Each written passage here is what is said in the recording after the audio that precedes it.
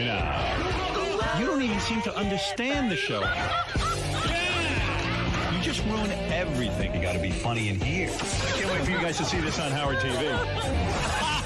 Daily shows, classics, and exclusive behind-the-scenes access. Well, that's going to be on Howard TV. The funniest, sexiest, most star-studded network on TV is Howard TV On Demand.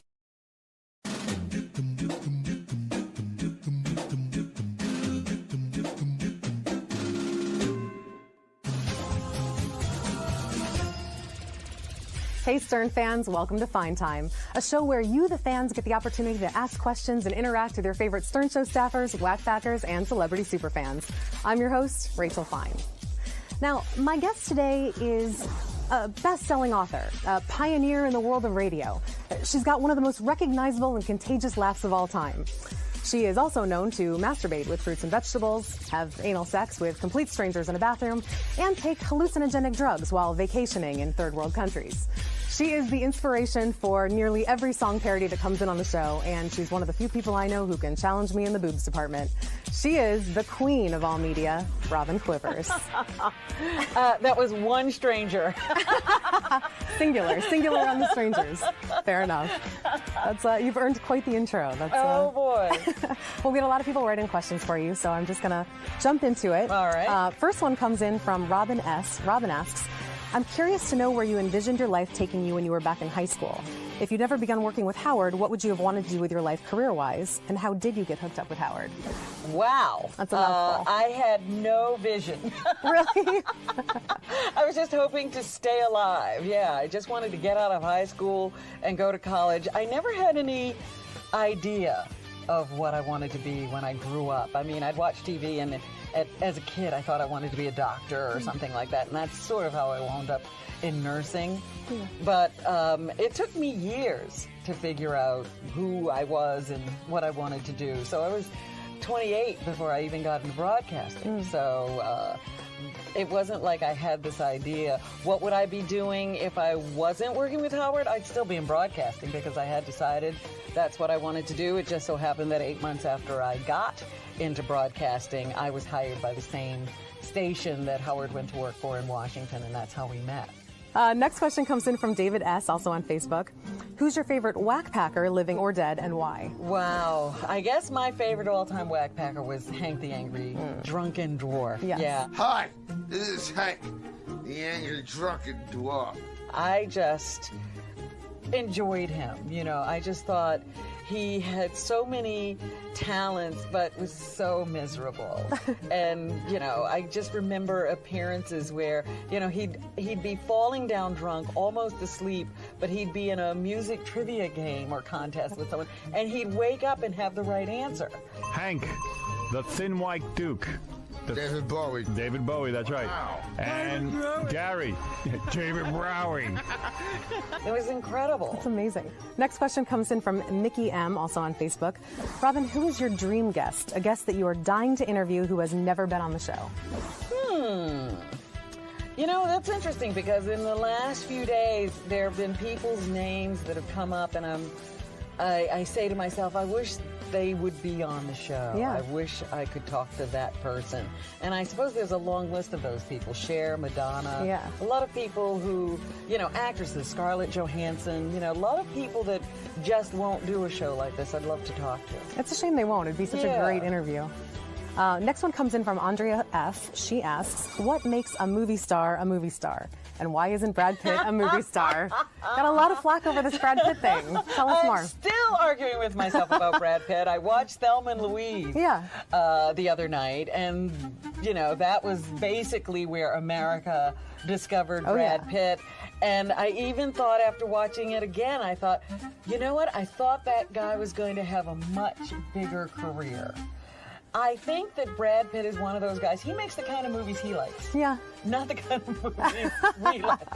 And that's my problem with Brad Pitt. So it's the choice of movies. It's not the scope or the size of movies. I think of a real movie star as someone who's thinking about his audience as well. Not an artist. An artist is different than a movie star. Okay, so who would be a good example of a movie star?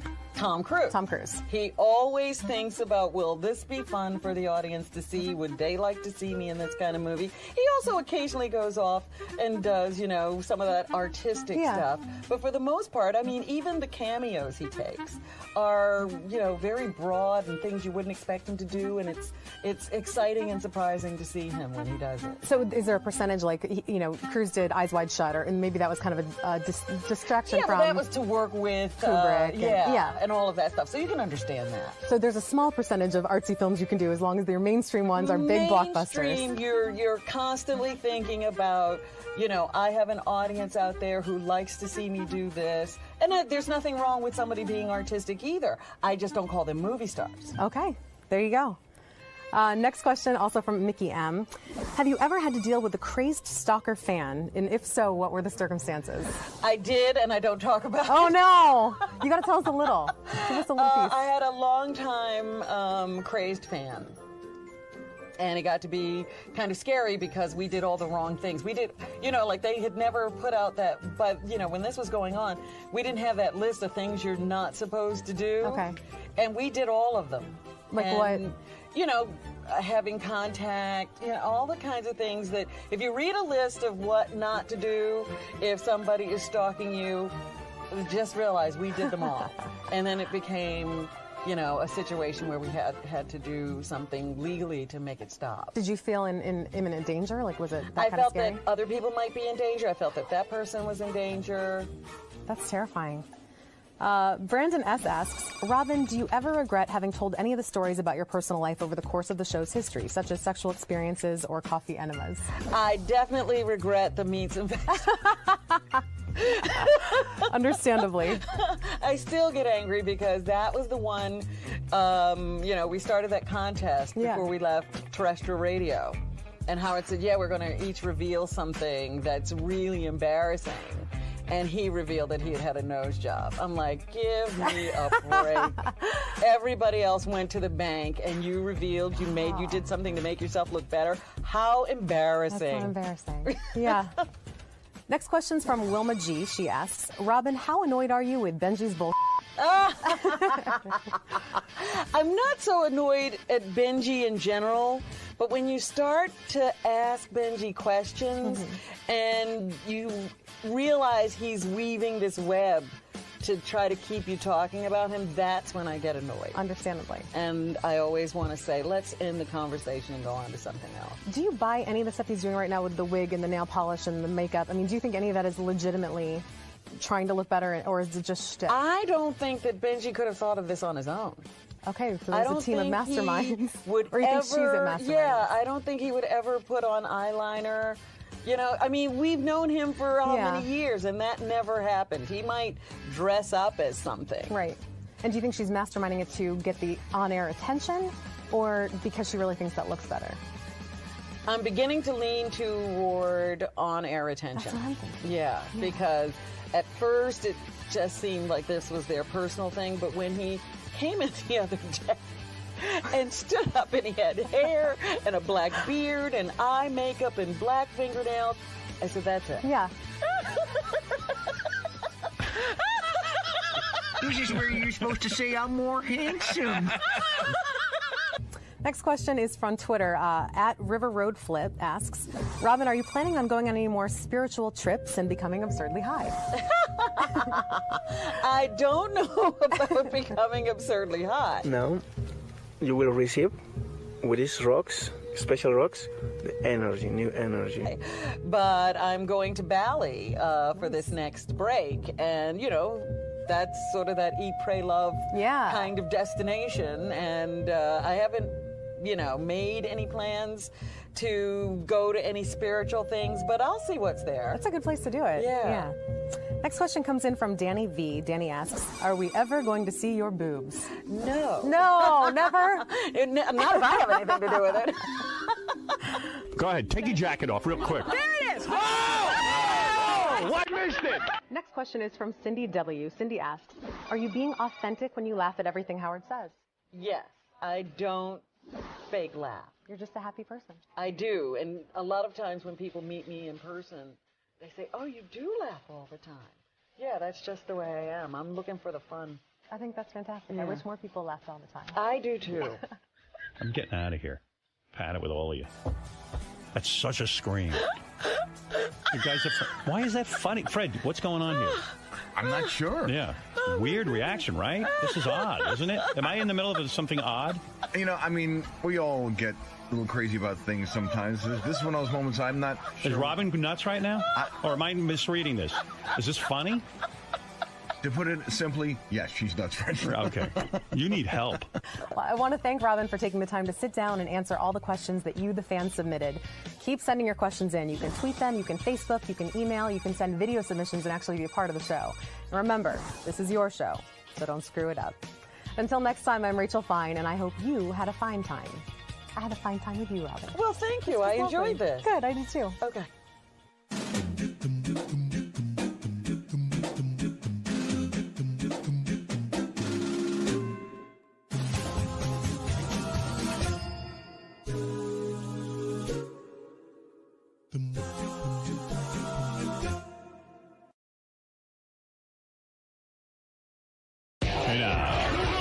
You don't even seem to understand the show. You just ruin everything. You got to be funny in here. I can't wait for you guys to see this on Howard TV. Daily shows, classics, and exclusive behind-the-scenes access. Well, that's going to be on Howard TV. The funniest, sexiest, most star-studded network on TV is Howard TV On Demand.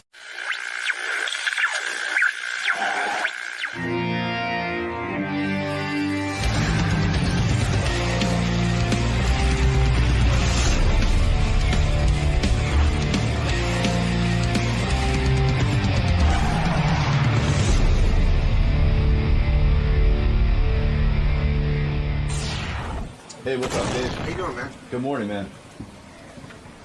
So you're expecting another impersonator today, or you got it? I mean, you nailed it last time. I'm pretty sure that it's going to be The real Howard. deal?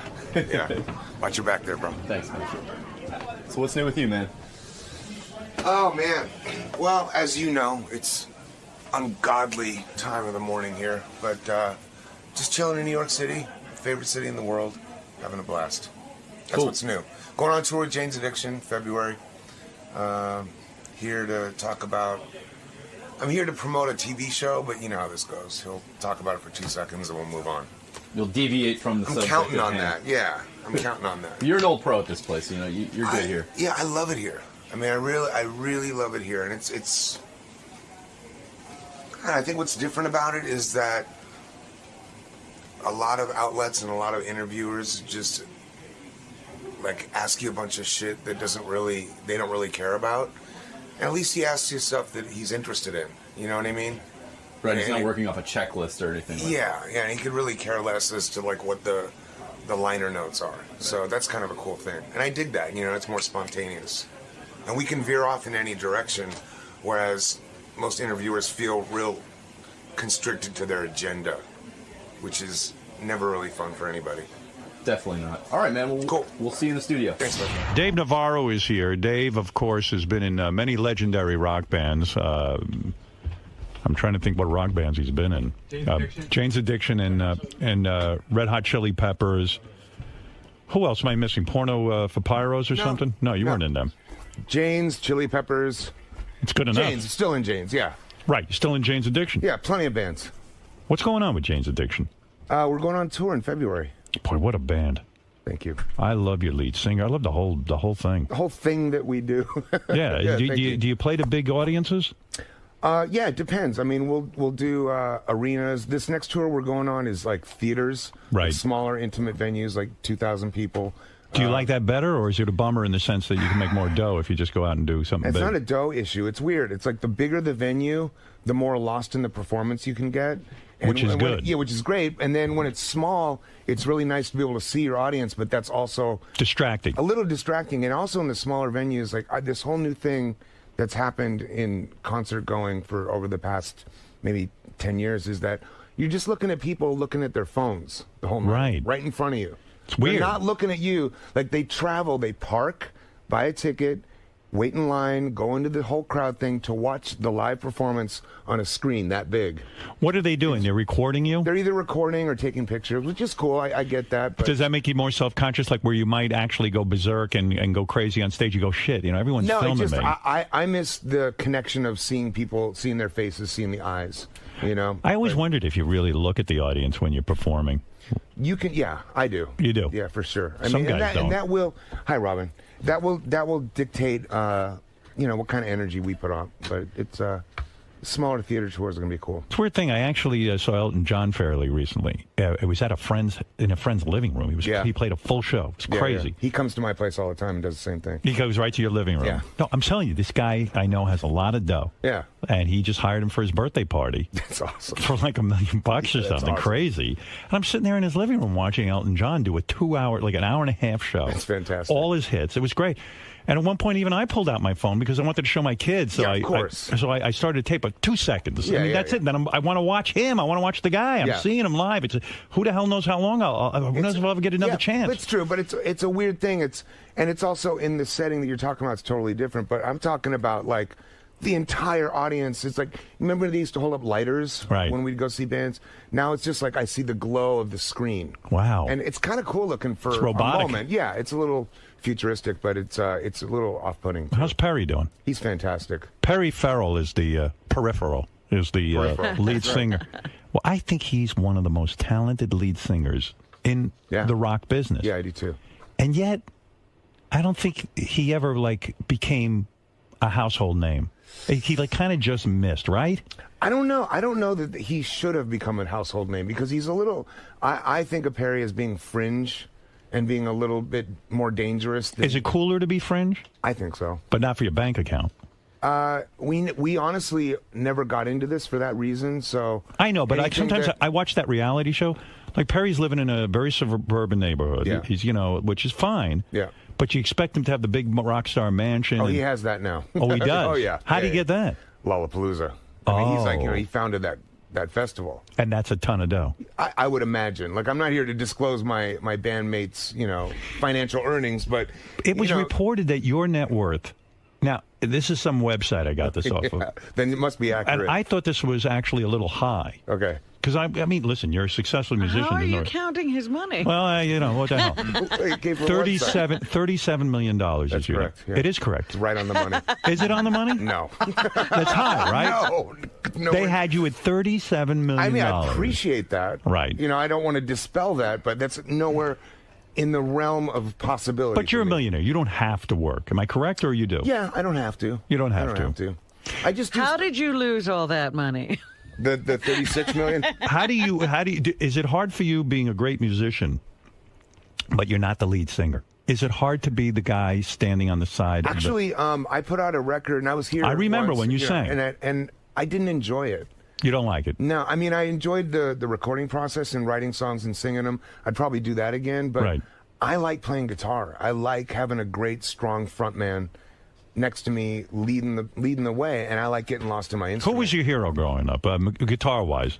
Jimmy Page, David Gilmour, Jimi Hendrix. I mean, David Gilmour. David Gilmour. Yeah, right. He's probably my favorite. I think Roger's coming by tomorrow. Is he really? Yeah. Really? Roger Waters. Yeah, I can't wait. Really? Wow. Yeah, I think he's going to come by and say hello to us. I guess I'll come to work. Yeah. Yeah, come to work tomorrow, Robin. You might not want to miss that. That's going to be hysterical. Well, I've met Roger a couple of times. He's quite a character. Yeah, he is. Yeah. He doesn't hold back. No, I just saw his last tour. He did The Wall, which was just the most amazing show. I want to see that. And he's doing it again, so. You like any of these newfangled groups, or are you just are you kind of mired like me in older rock? It takes a lot for me to go see a band. Just because I'm in that environment all the time. Yeah. There's a band called Diantword that's coming around right now. They're on tour. I'll go check them out. I'm going to go see Roger again, but it's really difficult to get me out of my home and into a venue. You're still fucking all the porn stars?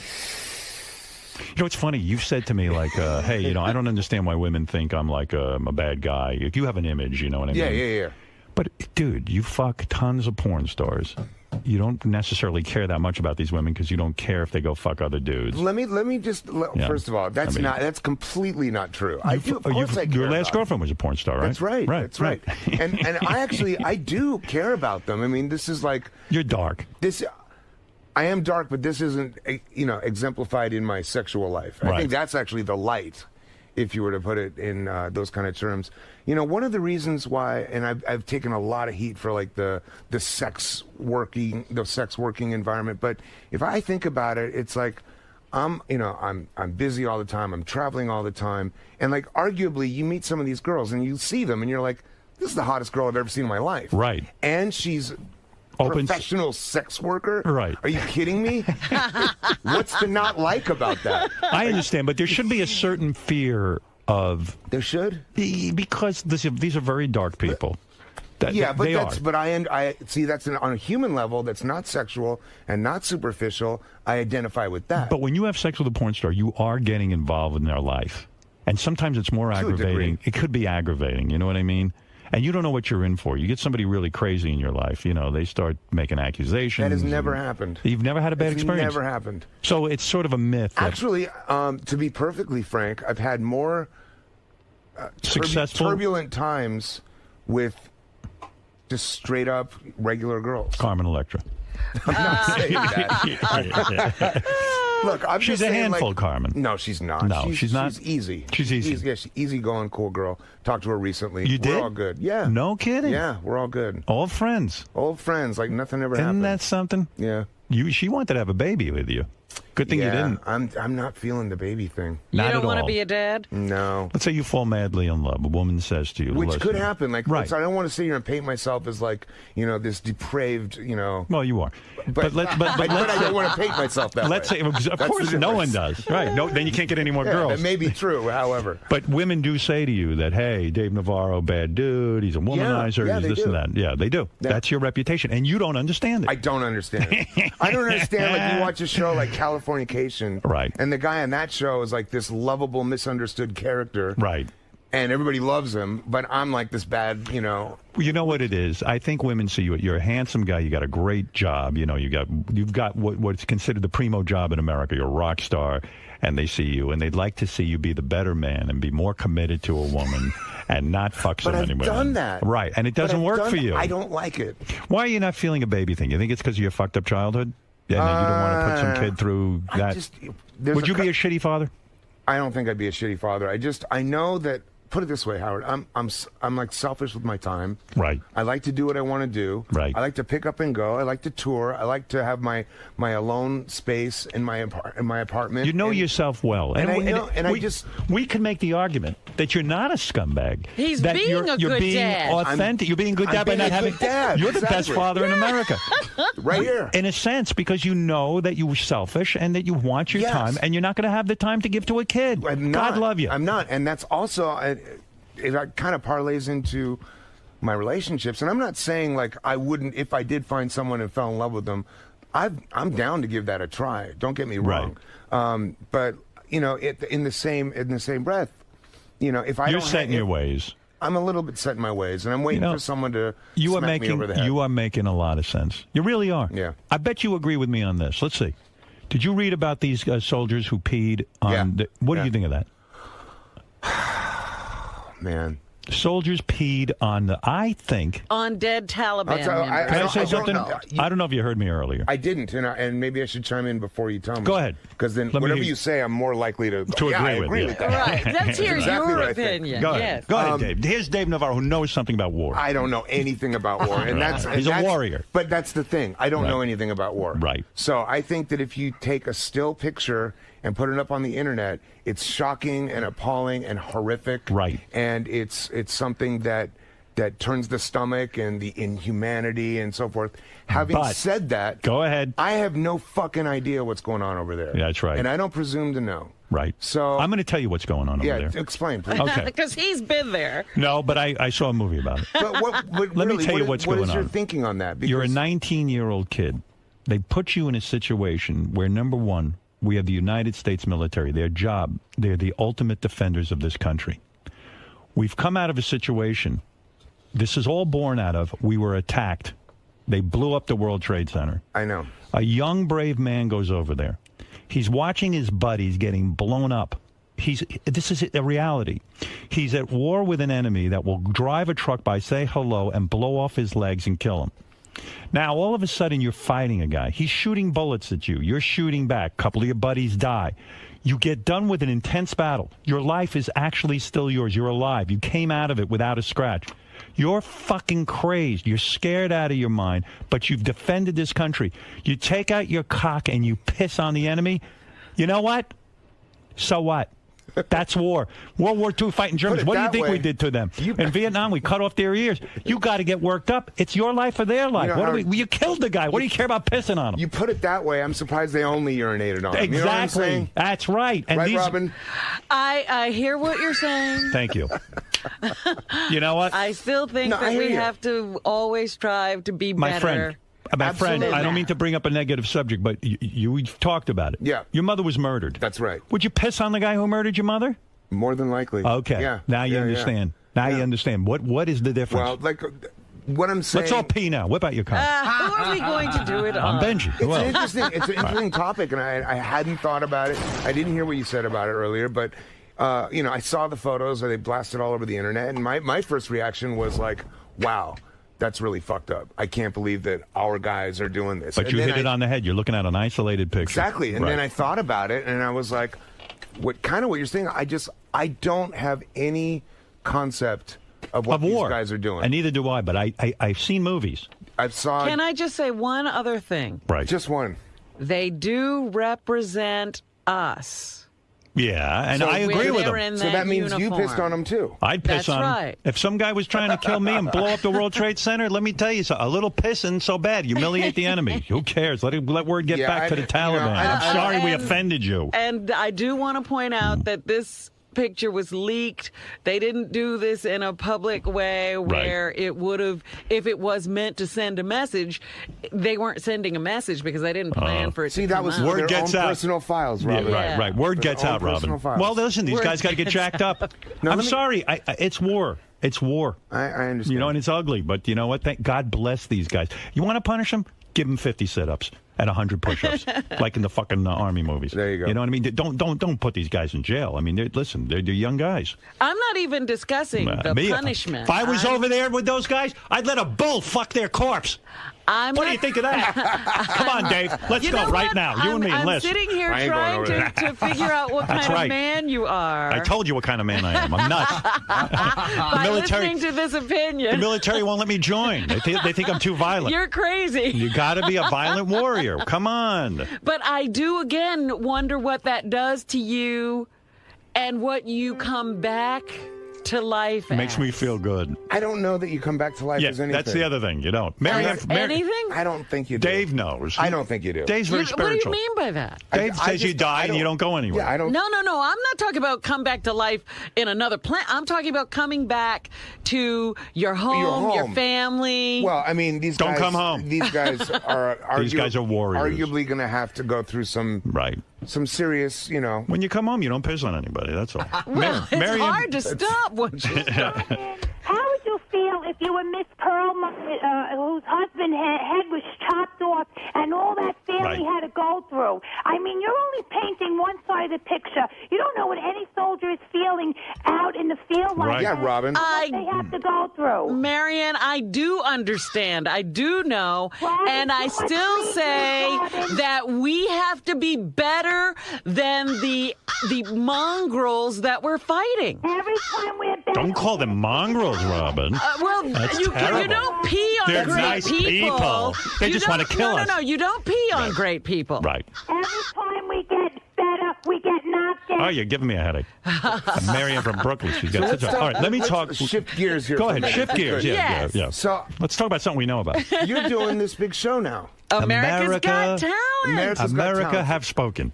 Now, how do you feel about it? I mean, are you excited? How do I feel about it? I did it because I'm excited. I wanted to try something. You started doing it. You're a good guy to talk about this with. Because I used to watch you every week. Yeah. You were a judge on Rockstar Supernova. That's right. And you had to sit there and criticize other musicians. Yeah. Which is probably not easy for you because you're a musician. Awful. But if I was on a show where I had to criticize disc jockeys, I'd have no problem. I would tell them because I would try to help them. Yeah. Well, no, the idea was to try and help these guys. No doubt about that. I'm just like, are you ready for like what you're stepping into? Like, what do you mean?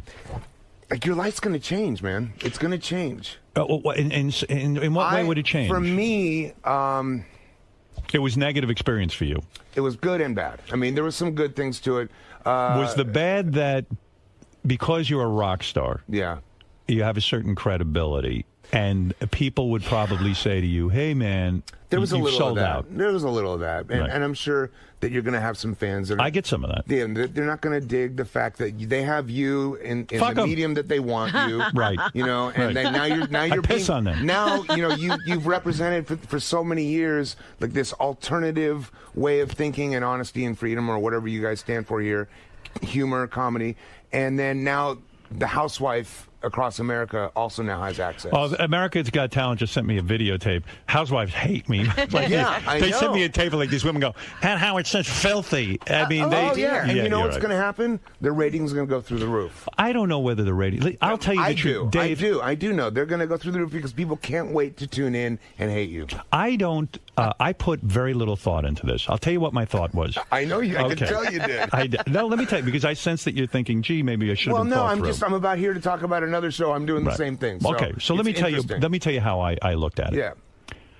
I'm a fan of America's Got Talent. My agent called me up, and I trust him. He said to me, "Listen, I tell you about everything that comes in, but this show, America's Got Talent, called." I went, "Oh, I watched that show. I love it. I love that kind of television." Yeah, yeah. They want you to be a judge. I go, "I'm intrigued." He goes, "Really?" I turned it down. I didn't think it would be something you'd be interested in.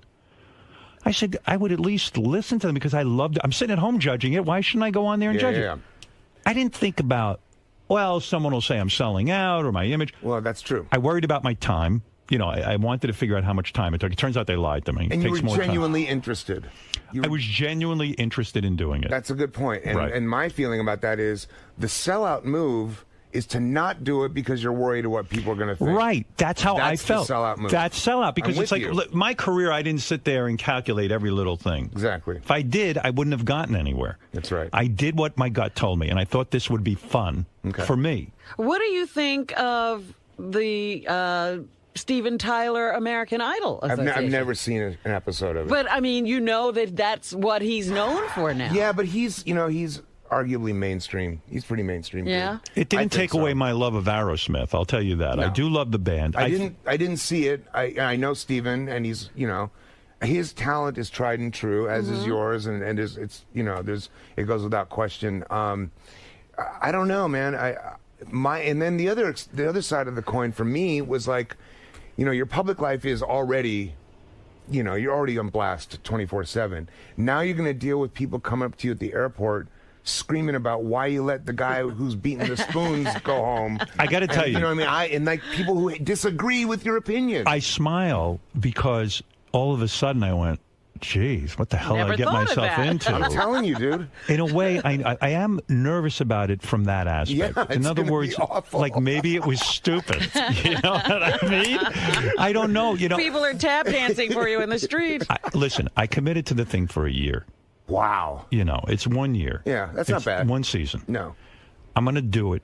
I'm going to try and have a good attitude, but they better not go till fucking 1 in the morning with I these know, dude, tapings, that's because the I'll other walk. thing. They think that Piers Morgan was a diva. You wait till you see me at 1 in the morning. That's the other thing. I'll kill myself. It's an all-day affair. All right. I said to them, I'll start at 11. I said to them, can you start at 5 in the morning? And they were like, sure. Yeah, no problem. Whatever he wants. But, okay. I'm committed to trying it and seeing how it goes. Yeah.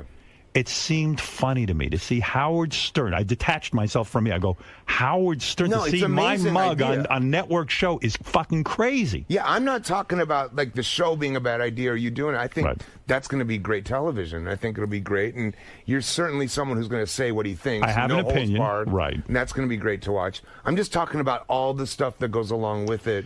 You might be right. If you're into that. You might be right. I don't know. I've never experienced that before. I mean, I've certainly experienced a lot in my career, but being on a network television show, I don't know what's going to happen. I'm going to go there with a good attitude. If somebody performs, I'll say, you're talented or you're not. And then tell them to get the fuck off the stage. Because here's the difference. Here's the difference. Like, you have the people who love you no matter what, right? And then you have the people, the weird, like, secular groups and, like, religious right that hate you. Right. Because they're fucking out of their minds. Right.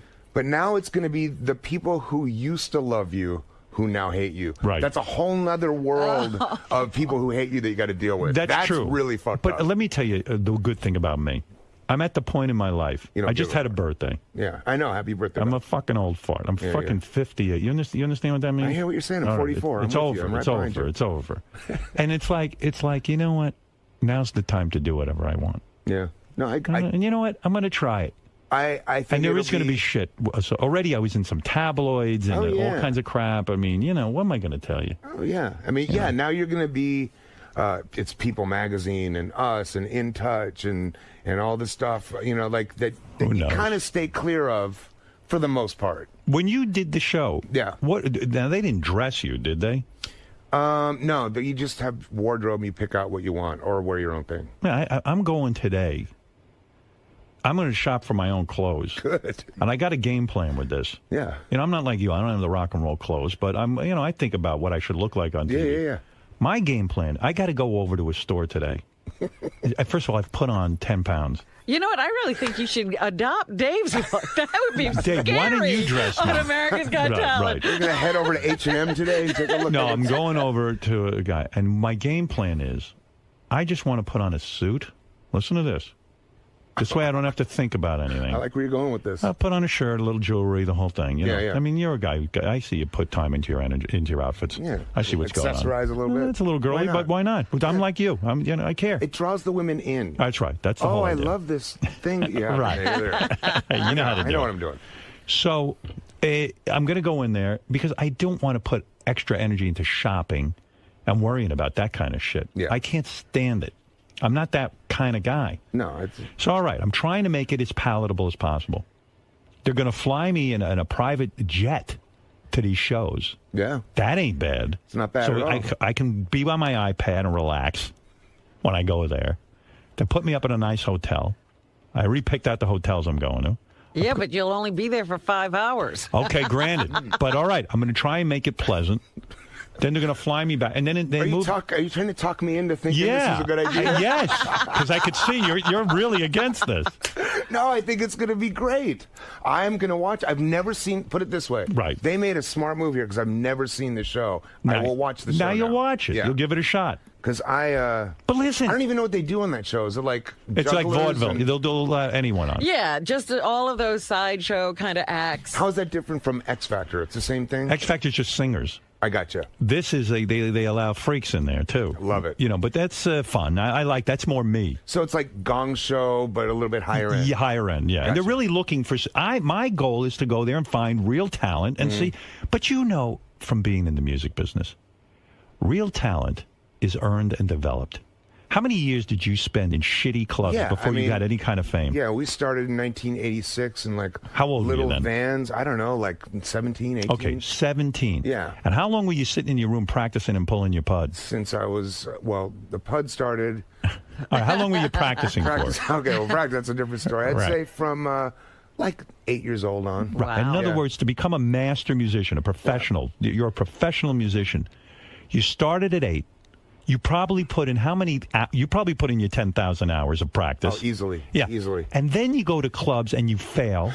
Well, I don't know. I wouldn't say that. Yeah, but you don't. You're not a success right away. For sure, absolutely. And you learn how to entertain crowds, and you learn how to write a song, and I mean, that's you know, people who go on these shows think instant success is going to happen. It's very rare. I know. It's very rare. It's true. It is true, and that has a lot to do with where the culture and society is now, and like. A lot of people just believe that being famous is going to solve everything for them. And it doesn't. And then when it doesn't, then they're really screwed. I would have thought marrying Carmen Electra solves everything for you, but it doesn't. You would think that. No. At the end of the day, it's, I can't imagine fucking her, though. It must be just phenomenal. How many guys get to fuck Carmen Electra? Don't answer that. No, we know of at least 2, 3. All right, let me rephrase it. Get my abacus out. Whoa. Abacus. Whoa. Easy. It's an Asian slang. Yeah, no, but I'm saying she is a spectacular beauty. The clothes come off, and oh my God, Madon, what must go on there? You know what? I to be honest with you, that's so far from my thinking. Like that was just a bullshit. She's really so is. many girls Come on, ago man. now. Yeah, she's. My theory is that she wasn't that great sexually. That, in other words, sometimes beautiful women kind of just are a disappointment. They're just used to guys chasing after them, right? And then they don't have to do any work, right? Is that kind of what happened? I'm not saying that's what happened, but I do know that theory. Sure sounds like you're implying it. Hey. But that's a disappointment. You'd rather sometimes be with a 7 as opposed to a 10. A 7 who works in bed. Well, a 7 could also be a nighttime 9. Right. And if you're on heroin, it can also be a daytime 5. Which is right. You know what I'm saying? Do you ever sometimes? Well, I'm just saying. All right, listen. Let me ask you about your new show. With the numbers, I'm confused. What I'm saying is, the darker it gets, the hotter they can become. And by the way, I was talking to Nick. I was listening to you talk to Nick Cannon and this whole thing. I couldn't be further away from being different from that guy. Right. If if there was a yin and yang symbol, we would be polar opposites. How does that work? In other words, I'm the white one, he's the black one. Yeah, but he's got the kid. He's got the 2 kids. That ain't you. He's into like the romance and the love and wants to get married, that whole thing. Right. And he's shying away from He gave up all that. Right. Yeah. For me, I'm going to get crucified for saying this, but I would have taken Kim Kardashian over Mariah Carey any day. You would have. Oh, yeah. Because you think she's dirtier. Yeah. And also probably. because she That's got to be why. Because she probably also needs a little more than Mariah Carey, right? I don't know if needy sounds attractive. Did you ever fuck Kim Kardashian? No, that's the other thing. You would love it. I would, wouldn't I? Why don't you work still that? Single. Call her. Yeah. Pick up the phone. You could get It's her. not worth it. You could get her. I was trying to get into that with Nick, but because he's on terrestrial radio. Well, and that was the interesting thing. You waited until it was on his show. Right. To ask the hard-hitting questions of the day. Did I? I didn't realize that. It was amazing. It was amazing. Yeah, we don't really even think that way. I wasn't even anymore. thinking. I know, but it totally flipped. I got to get a hold of that guy, and I'm sure I'll be able to now that I'm working with him. Yeah. And sit him down and really say to him, Dave Navarro made a good point. Kim Kardashian over Mariah Carey, and he says, what? See, the key is to be with Kim Kardashian and just play a Mariah Carey record. That's all the bases covered. Done. There you go. Well, talk to me about this show. You're doing a show about tattooing. I'm going to go get another. I want to get another tattoo. Every time I go, though, I'm so fucking paranoid with those needles and the dirty and the hepatitis C and the whole thing. That's not the deal anymore. No way? No. They open up new ones in front of you. But what about the ink? The ink is reused. No, it's not. They come out of little dropper bottles. They put them in little caps, and then when they're done with that cap, they just toss When's the last time you got tattooed? Oh, Friday the 13th. Is that true? Yeah. You just got one? Yeah, just one. You're not sick of your body's practically all covered. I don't think I'll ever get sick of it. You'd never get one on your face, though, right?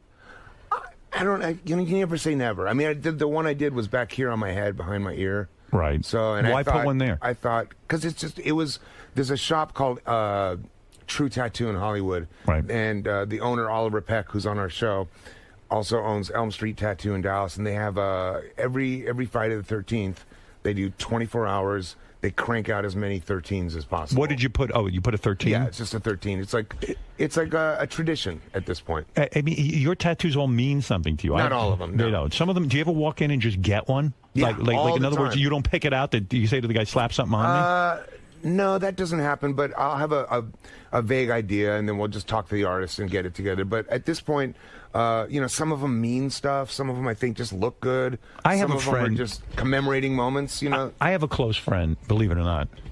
I just have a close friend. That's all. I just want you to work that out. Great story, huh? Right. Good story. Who's that? No. I have a close friend, and it's funny. Whenever he sees a guy with a tattoo, and I have tattoos, not a lot like you, but I have them.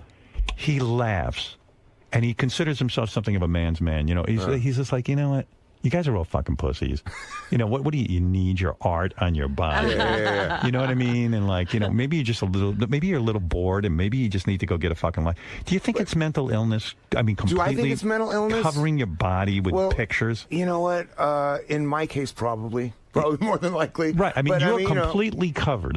Sometimes I look at you and I go, "There's a disturbing history on your arms." I'm not completely covered, but look, I like the art form. I've been doing this since I was for 26 years. Right. This is something that, and it's like when you first get your first one, you're a young kid, and someone says, "Oh, that's a phase," and this and that. That phase has never worn off. In fact, all the things I was told were phases: music, tattoos, girls, all the things that I was told I would, that would wear off, have never worn off. Do you think tattoos are a way of claiming your own body? In other words, I don't know, man. Is it the ultimate rebellion? You're trying to say to your mother or your father, "Hey, man, this is mine." I've heard that argument. I think that there's just, for every person, there's a whole different reason behind it. Does anything on you represent Carmen Electra? No. You don't have a Carmen? No. I did, but I covered it up. You did? Yeah. Why? It was really, it was a prime piece of real estate on my body, and it was just done badly. It was just. Was it also because when you make love to a woman, they see it and they read it? You know, no. It was like I had right in here in the center of my chest, I had a really poorly done heart. It was a CE. And it's cool, and I wouldn't have covered if it was awesome. What has Carmen been covered with? What is there? It's a Sacred Heart. A Sacred Heart. Yeah. You got rid of her and put the Sacred Heart on. You know, it's still kind of. And so you're telling me I don't need to have a health scare every time I go into a tattoo place. They've got that all worked out. It depends on where you go. Right. You know what I mean? But I would say 99.9% of the shops are reliable. My wife and I are thinking of going in and putting our dog's name right here. Perfect. Is that okay? Yeah, it's great. You accept that? That's okay to do. Thumbs up from me. You ever have a dog's name on your own? Yeah, arguably several. There you go again. Oh, my. So, the new show. Yeah. A bunch of tattoo artists are competing for $100,000. That's right. It's like America's Got Talent, except for tattoo guys. Essentially, yeah. And who are It's the actually judges? like those cooking shows. Yeah. Who's the judge? It's myself, Oliver Peck, and Chris Nunez. Chris Nunez was on Miami Ink for a lot of years. Right. And Oliver Peck is a world-renowned. They're both amazing tattoo artists. I'm more of a host, $100,000 would change a tattoo artist's life because those guys don't make a lot of bread, do they? A lot of money. They don't. And these guys, here's the other thing about this show is that arguably some are better than others, but they're all pretty, they're established tattoo artists. Right. We're not like trying to teach anyone or try and have anybody. They're basically here to win $100,000. It's the most dangerous art, though, in the world when you think about it. You're putting on some dude's body, and if you fuck it up, he'll kill you. Yeah, that's the other thing is that in order to execute the quote unquote challenges, you need people to tattoo. So people come shuffling in to get tattoos by an artist that they've never met. Right. So that's kind of they've upped the ante on that level. But it's it's fun, it's cool, and what network is it on? It's on Spike. Spike. Spike. I want to ask something. So does the person's reaction to their tattoo have something to do with the way they're judged? No. No. Because the artist, it's taken into account in terms of like what the client wanted versus what the client got. Mm-hmm. But apart from that, it's more about execution and really just how the artist worked with the client and got done with You on Twitter now? Oh, yeah. How many followers you got? 120,000. Someone told me you're now tweeting and fucking the girls on your Twitter. Like, I called people on my Twitter account. You're fucking them. He's Is that drunk true? fucking. Yeah. Have you fucked some Nobody of these girls? told you that. Yes, they did. Here, I'll tell you right now. All right, tell me what happened. So if I text you before midnight and ask, wanna fuck, it means I'm curious where you are and what you're up to. Dave has banged several girls he met over Twitter. Really? Yes, and that's recent. I like how that sounds. It's true, though, right? Twitter, what was the best experience you had fucking a girl on Twitter? The best experience, I can't even get into that. Get into it, please. I'm begging you. Really? It's Tell me illegal? give me vague details. It's too good. This is recent? It's too good. Dave, I gotta know. I'm not giving up dates. Please, come on. I can't give up dates. Don't give up dates, but tell me, but tell me kind of what happened. Okay, the kind of what happened well, first of all, let me start with your first question. Okay. It's not Twitter. It's not Facebook. It's not, the world and social media has gotten to the place where there's just new avenues and where you meet people. It's fantastic. If I was single now, I'd fuck all my followers. And you have, and the beautiful thing is with Twitter is you have this tiny little square to base every decision on. Right. It's about that big. You're one step away from Nirvana or getting killed. Yeah, you're like, it's dangerous. This little tiny square is the hottest chick I've ever seen. And it could be a guy. You don't know. Yeah, right. So it's a little bit of a Russian roulette type of game. But all right. So what happened with this exciting experience? Look, you don't know if those we Twitter heard icons. That. Yes. Are 10 years and 20 pounds ago, or when, what's going on with them, But let's just say that, God, how can I do this without putting anybody on blast? Because that's my thing. I don't like to blow up anybody's trip. Think it through. I'm thinking it through. But you got to let me know what happened, because this sounds too good. And for you to say it's good, you've had a lot of good experiences. I really have, haven't I? Right, yeah. There are moments where I'm like, no wonder people hate me. Right. I hate you right now. I really do. I used to like you up until this story, but go ahead. I would hate me. So Dave, what happened? You're on Twitter, you're tweeting with somebody, and a girl sends you an attractive picture? Is that it? Is that how it starts? No. I don't. No. Let me just say that the best experience was essentially, and I'm not saying when this happened or who with, but hey, what are you doing? Nothing. Want to come over? Sure. She came over to you. 15 minutes over. Showed up at the door. Hour later, out. Wow. That's what's great about it. That sounds great to me. That's like ordering a pizza. What sounds bad about that? Wait a second. Like, So he's like, that's what's great. now, were you nervous giving out? What do you think I'm going to give details? Like, and then we pulled out the stirrups and got in there. But Dave, like, what was great about it was the anonymous, instantaneous. She came up. You barely. How many tweets did this take? Like 5? 4. Okay. Or 5. Yeah. Is there a thought process where you say to yourself, "Oh, I'm giving her my home address. This could be a problem." Okay, but you said, "Fuck it." I just leave that to the security downstairs. Is there security? Yeah, absolutely. What do you mean? You live in an apartment? I live in a loft. Okay, you live in a loft. So they have security. Yeah. You have security in the building. Yeah.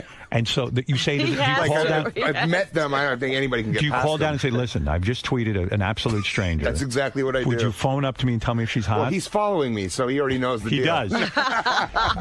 So have they turned down girls for you? Like they look them over and go, listen, we don't want anything to do with this. Call me up, Mr. Navarro. Like what exactly are they screening for? What did you tell the guy at the desk? Mr. Navarro, Jane's fan 257 has showed up, and you may not want to bring her up. What, in other words, there was nothing to go on except a little square picture. Yeah. And it looked pretty this good. was a while ago. I mean, okay, come on, let's be honest. Last week. Go ahead. So you called down to the desk. What do you call down and say to the desk? I say I have a guest coming by. I've never met her. Send her. I don't tell them that. Oh, okay. Go. But you're asking them to screen. The security guard doesn't need to know how well I know. But how are they screening this person? I mean, you say I have a guest coming. Well, what they do, and I just to show that I'm not a complete lunatic, only partially, is that they take driver's license information, ID, all that stuff. So if there is an incident of any kind, they at least know who killed you. We got it right Good, there. Right. My goodness. So they can avenge. Hey now, everybody. Good morning. What's happening? Oh, Jesus. That thing's loud. I was rocking out. I got to write this down. I got to watch this TV show that's coming on the air. Celebrities. The fat celebrities? Celebrity Fit Club, it's called.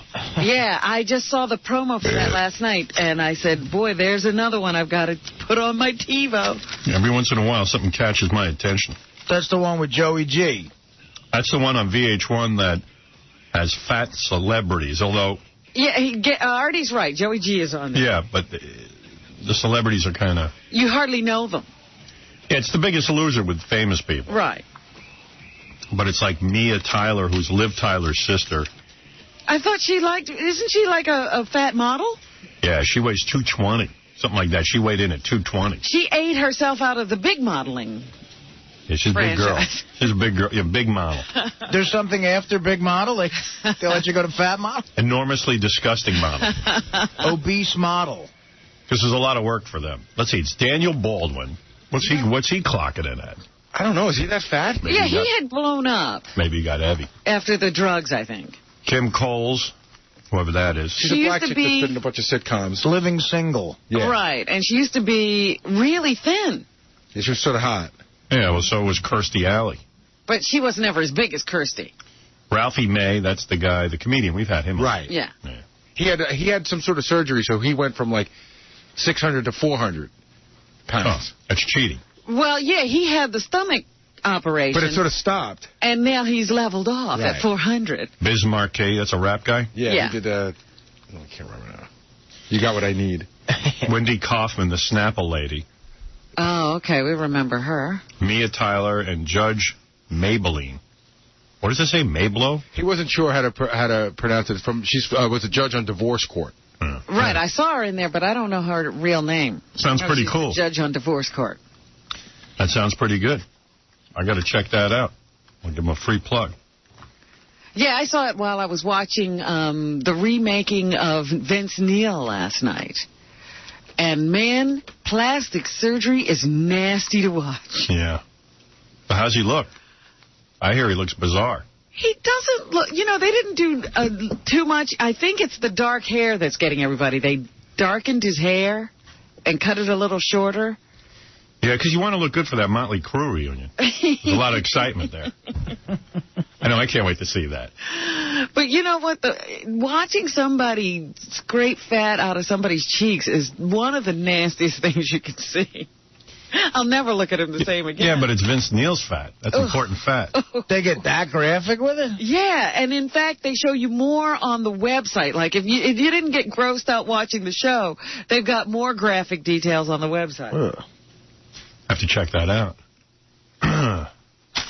Yeah, Artie, you got to get on one of these fat shows. Yeah, no. You're not even that fat anymore. I gotta do something. Like, you could do the remaking of Artie, because they took 12 weeks to make an hour show. Yeah, I mean, you know, I'm definitely not in shape, and I'm not in the Joey G thing. No, you lost a lot of weight. You can't be on one of these shows. Another show you lost out on. Yeah, I know, damn it. That's it. It's either bad acting or I'm not fat anymore. Maybe we could make Artie into that picture he sometimes breaks in to show us that he was once in shape. No. The high school picture? That ship has sailed away. Yeah, so I'm going to check that out. That's on Sunday night on VH1, Celebrity Fit Club. And they're also, I think they're almost ready to debut the Flavor Flav Brigitte Nielsen show. Yeah, I think I have a copy of that. Mark sent it to me, yeah. Do you have any interest in Fat Actress? Do you think that'll be good? No, I don't think, because that's a sitcom. That's not... Oh, it is? See, I wasn't sure what it was. I thought maybe it was really her. They are ready to premiere that show, because I just got pitched Bridget and Flavor Flav to come back yesterday. Yeah, I'll have them on. Apparently, they just... The whole show is that they gave Flavor Flav a ticket to Italy, and he goes over to Italy and hangs with her and her fiancé. So... They say it's a funny show. Well, it's Mark saying it. Actually, Mark makes it. It wasn't Mark saying it. Who was saying it? The people from VH1. It was Mark's wife. Well, they're airing it. I know. Gary, if somebody from VH1 tells you it's a funny show, that's hardly a review. They were saying it's really funny. Who's they? The people running it. God almighty. I read that's just a dumb comment. It's stupid.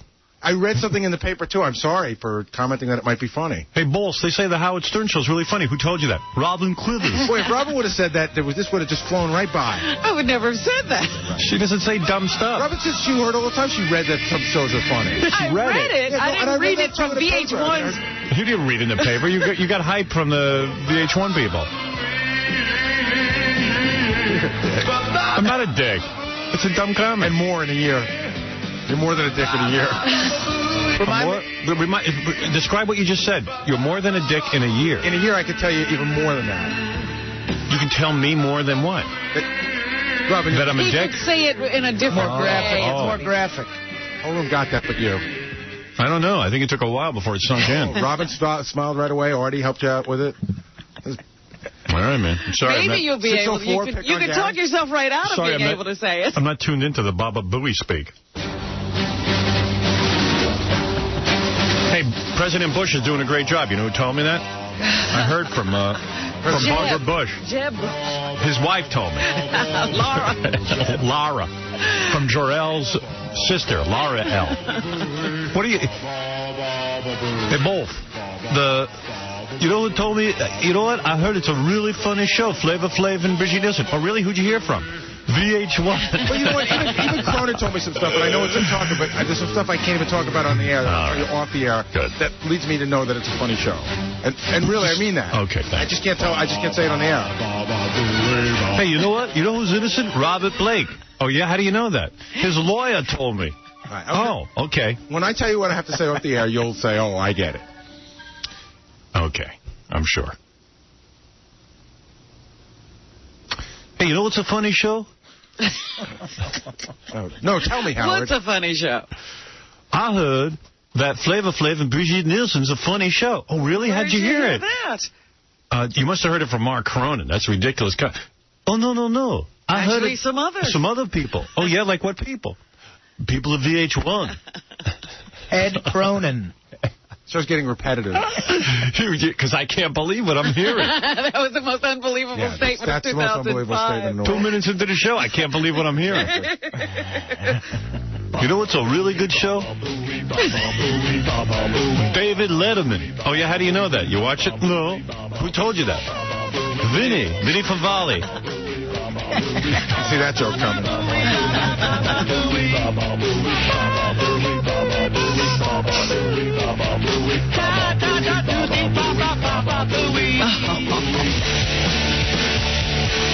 comes the big T. Baba booey baba. Baba booey baba. Oh no. Here comes the monkey. Oh no. All right. Enough of that. You know, everybody asks me about the first day back, and I would say the first day back from vacations, like the first day of school, everybody's happy, there's a lot of love. Yeah. It's the second day that sucks. Yeah.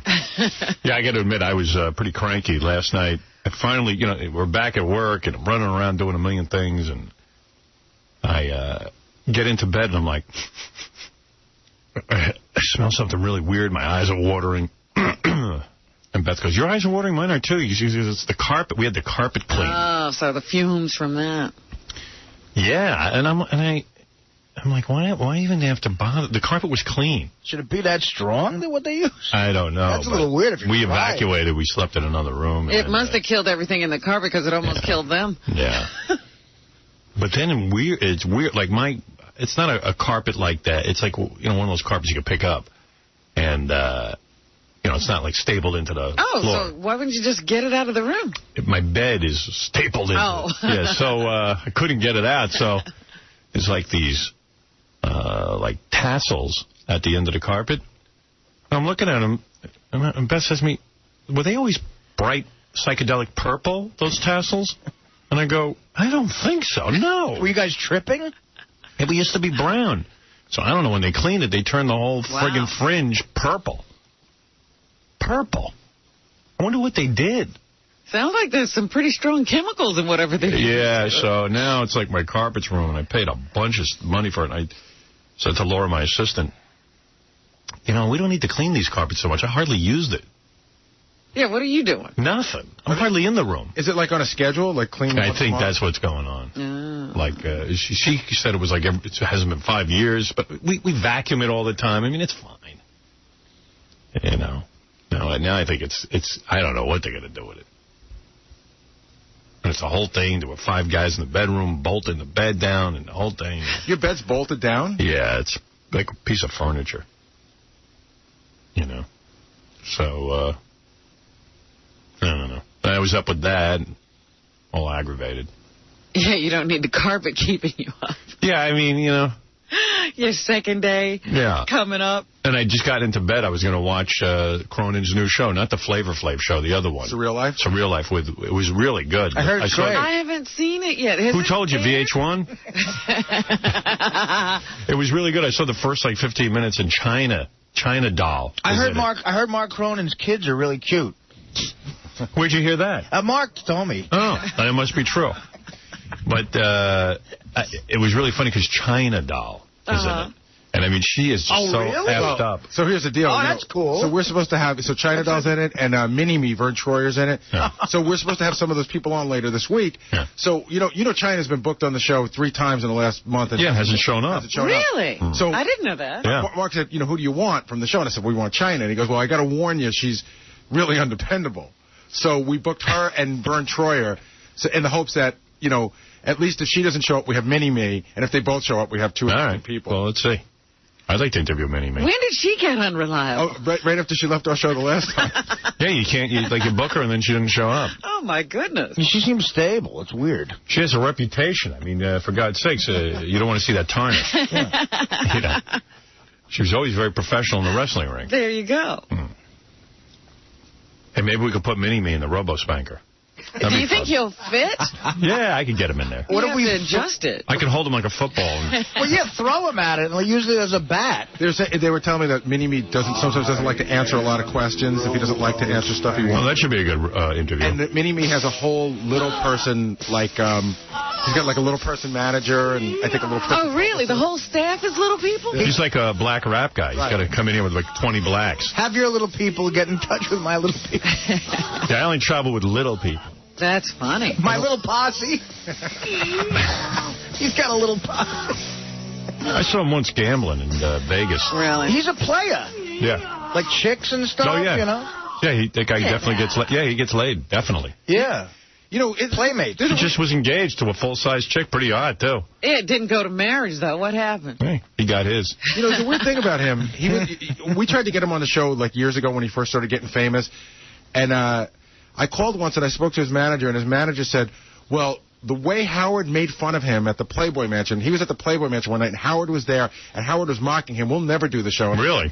I said, I don't think that ever happened. No, never. You mocked him with your size, bro. Yeah, I probably just me walking around full size freaked him out. I never mocked him. I love that. Yeah, no, I don't think, I didn't even have to ask you if that happened. I don't see you going out in public and mocking Mini-Me. I've never met Mini-Me except in Vegas. I could see you mocking him, but I don't think it happened. The guy came over, shook my hand, I said, hey, how you doing, Mini-Me, or Vern? Yeah, what do you call? And that was it. And I said, you know what? I went right back to playing cards. I didn't even think about it. It's a little person sitting How there. dare you? Yeah, I took 5 minutes out from my game to mock him. Right. Hey, come here, you little imp. Hey, get off my shoe. Yeah, I sat there and goofed on him in front of all the people. Made me feel like more of a man. I love the reputation I have. Yeah, you don't have to do anything. Your rep just handles everything for you. Maybe I stepped on him without realizing it. Yeah, people are now making up cruel things you've done. Yeah. And I also see that Farrah Fawcett has a reality show coming soon. Yeah. I don't know. I'm not interested in that. I would have watched But that. it just seems to me we've got too many celebrities, and we don't know what to do with I them. thought we were done with it. I mean, I would have watched that in 1974. Yeah. I'm interested in China. Well, China is of great interest to all. She seems much funnier than even Bridget Nielsen, quite frankly. If you saw the first 10 minutes of this thing. Well, if you saw our show, you know that there was potential. Is she going to sing with her brother? I'd watch that every night. She did walk in with her guitar into that house. Oh, really? Yeah. Oh, I'd watch that every night. It's a holiday. Be with your family.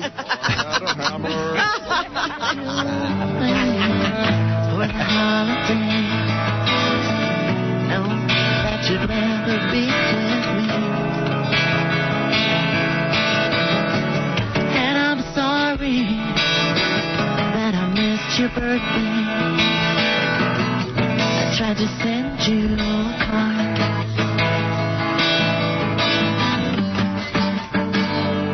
Holiday, just another day, and I know that you'd rather be with me, but I just can't be with you wherever you are, because I'm gonna be on TV.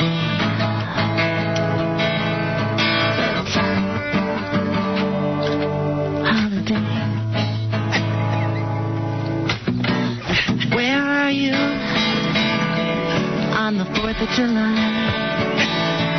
Think of you when the fireworks go off in the sky. And I'll think about you on the Christmas holiday, but you should be with your family. Whoa. If I sound so angry, but I'm really not.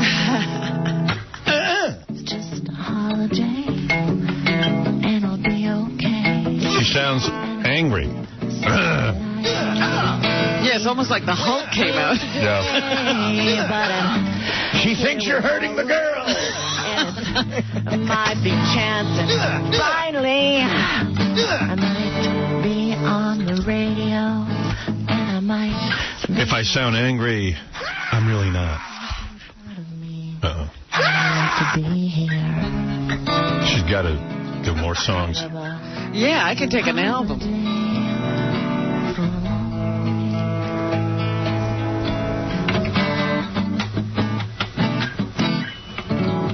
Avril Lapenis. Yeah. They should get Desmond Childs to work with her. All she needs is a really good producer. Should be with your family. I know you'd rather be with me. Why? I love how she pulls it back when she remembers, I'm supposed to be a girl. Yeah. I have to tuck my penis in. I caught a great Munsters Sunday, by the way. Which what one? was it? Usually the one where Lily gets the job in the fashion show and Grandpa turns himself into a really smoking hot chick to go with Herman. to make Lily jealous, but it's a smoking hot chick, and it still has Grandpa's voice, though. Yeah, I remember that one. That was a good one. I haven't seen that one in a long time. Yeah, that was like, neither had I. I had to think about that one. I forgot a lot about it, but, so, you know, Grandpa's trying to, like, come on to Herman and get Lily jealous, but he starts smoking a cigar. And the chick they got, you know how sometimes a chick in the 60s isn't as hot as now? Right. Man, she was like, even by today's standards, a 10. You know what's crazy? The Munsters are only on for 2 seasons, and look how there's ones you can't even remember. No, I know. Well, you were pretty young. No, I mean, but I've seen all the reruns 100 times. It was really funny. It was it's awesome when you see one that you haven't seen already. Yeah. That's cool. That's a rare find. That's a gem. I don't recall that one. Did I watch the show at all? Lily gets a job in a fashion show, and Herman thinks she's going to get hit on by all these dudes. So he tells Grandpa, you know, look. Make her jealous. Yeah. So Grandpa turns him into like a Texan. Grandpa, I want you to come and make yourself beautiful. Grandpa. It really is a great show. Yeah. I think Grandpa Lewis is still alive. Yes, he is. But he's missing his legs. I think they had to chop him off. What a shame. Both of them? One of them, at least, that I know of. Or his feet. Something. But, I mean, the guy's like 100 years old. Yeah. He's awesome. Like everybody eventually goes into seclusion. Yeah. I can't wait for that. Yeah, I'm almost there. I'm almost fully in seclusion. Yeah, every once in a while, they have a picture of Johnny Carson in the paper today. And he was so meticulous and always took care of himself. And now he looks like he's ill or something because he looks bloated. He looks bloated from like medication. Yeah, he looks round. Yeah. He seems miserable, doesn't he? Well, he's 80 and he had to sneak off to go see The Aviator at a movie theater in the sunlight. And they snapped a picture of him. He's like a vampire. Guy hides in his house all day. He got off his ship? He came off his ship to go see The Aviator because I guess they don't send them free copies anymore. There was a time I used to get free copies and never had to leave the house. And now I have to go to the movie theater. Yeah. Welcome back to the real world. Yeah. You finally landed. Now I'm big and fat and they get pictures of me. He's like a hot chick. He wants to be remembered when he was good looking. Yeah, I mean, he even had a clothing line or something, didn't he? Yeah. So dapper. Johnny Carson suits. They used to drive my father nuts. Why does he have to have a clothing line? The man makes enough money. What now he has to sell us a suit? That means he's a schnorrer. He's got a point. My old man all bummed out. My dad's a trip. I took him out to dinner over vacation. My parents and me and Beth. And they get along pretty good, too, which is nice. And I take my dad to this fancy restaurant. And you ever eat at March? Yes. Yeah, it's a real good joint. I've heard of it. What a good restaurant. Well, I guess through you, I've heard of it. Yeah, and they got this menu where there's boxes. Like there's a box for raw stuff, a box for cooked seafood. Oh, yeah, you did tell me about this place, yeah. A box for meat, a box for poultry. Right. So what you do is you say, well, we want 3 courses. And then you can pick from each box what you want, or you can do all your courses from one box. Essentially, pick 3 things off the menu. Right. That's what it is. Right. Right. So the waiter comes over and explains this.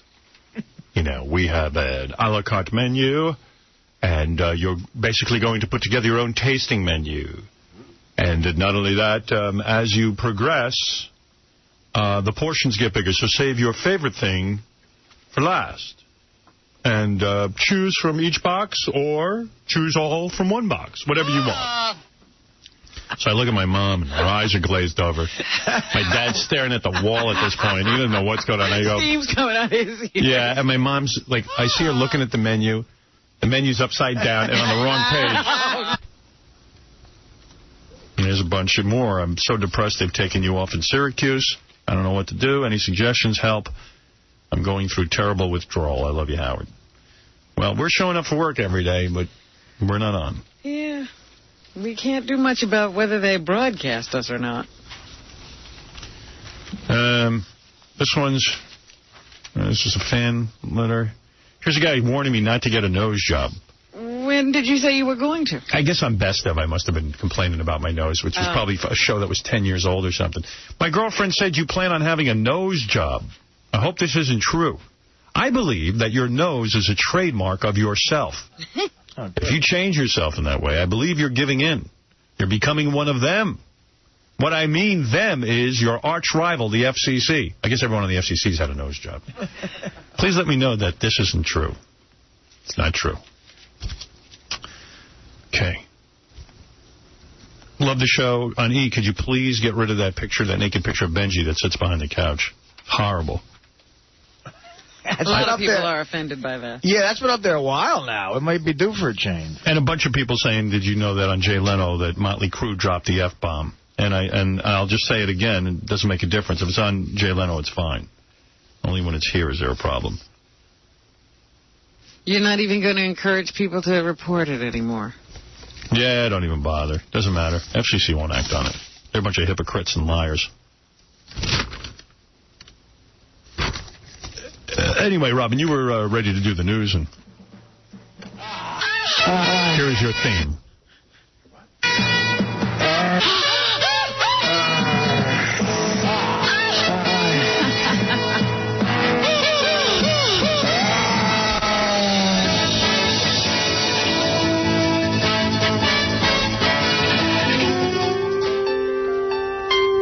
Yeah, I'll get to some phone calls during the news, too. All right. Do you think this is a good turnout? Nearly 300 people, including stars like Sam Waterston, Chris Noth, Olympia Dukakis, Danny Ayala, Benjamin Bratt, Michael Imperioli, and Brian Dennehy and Cheetah Rivera turned out to say goodbye to Jerry Orbach.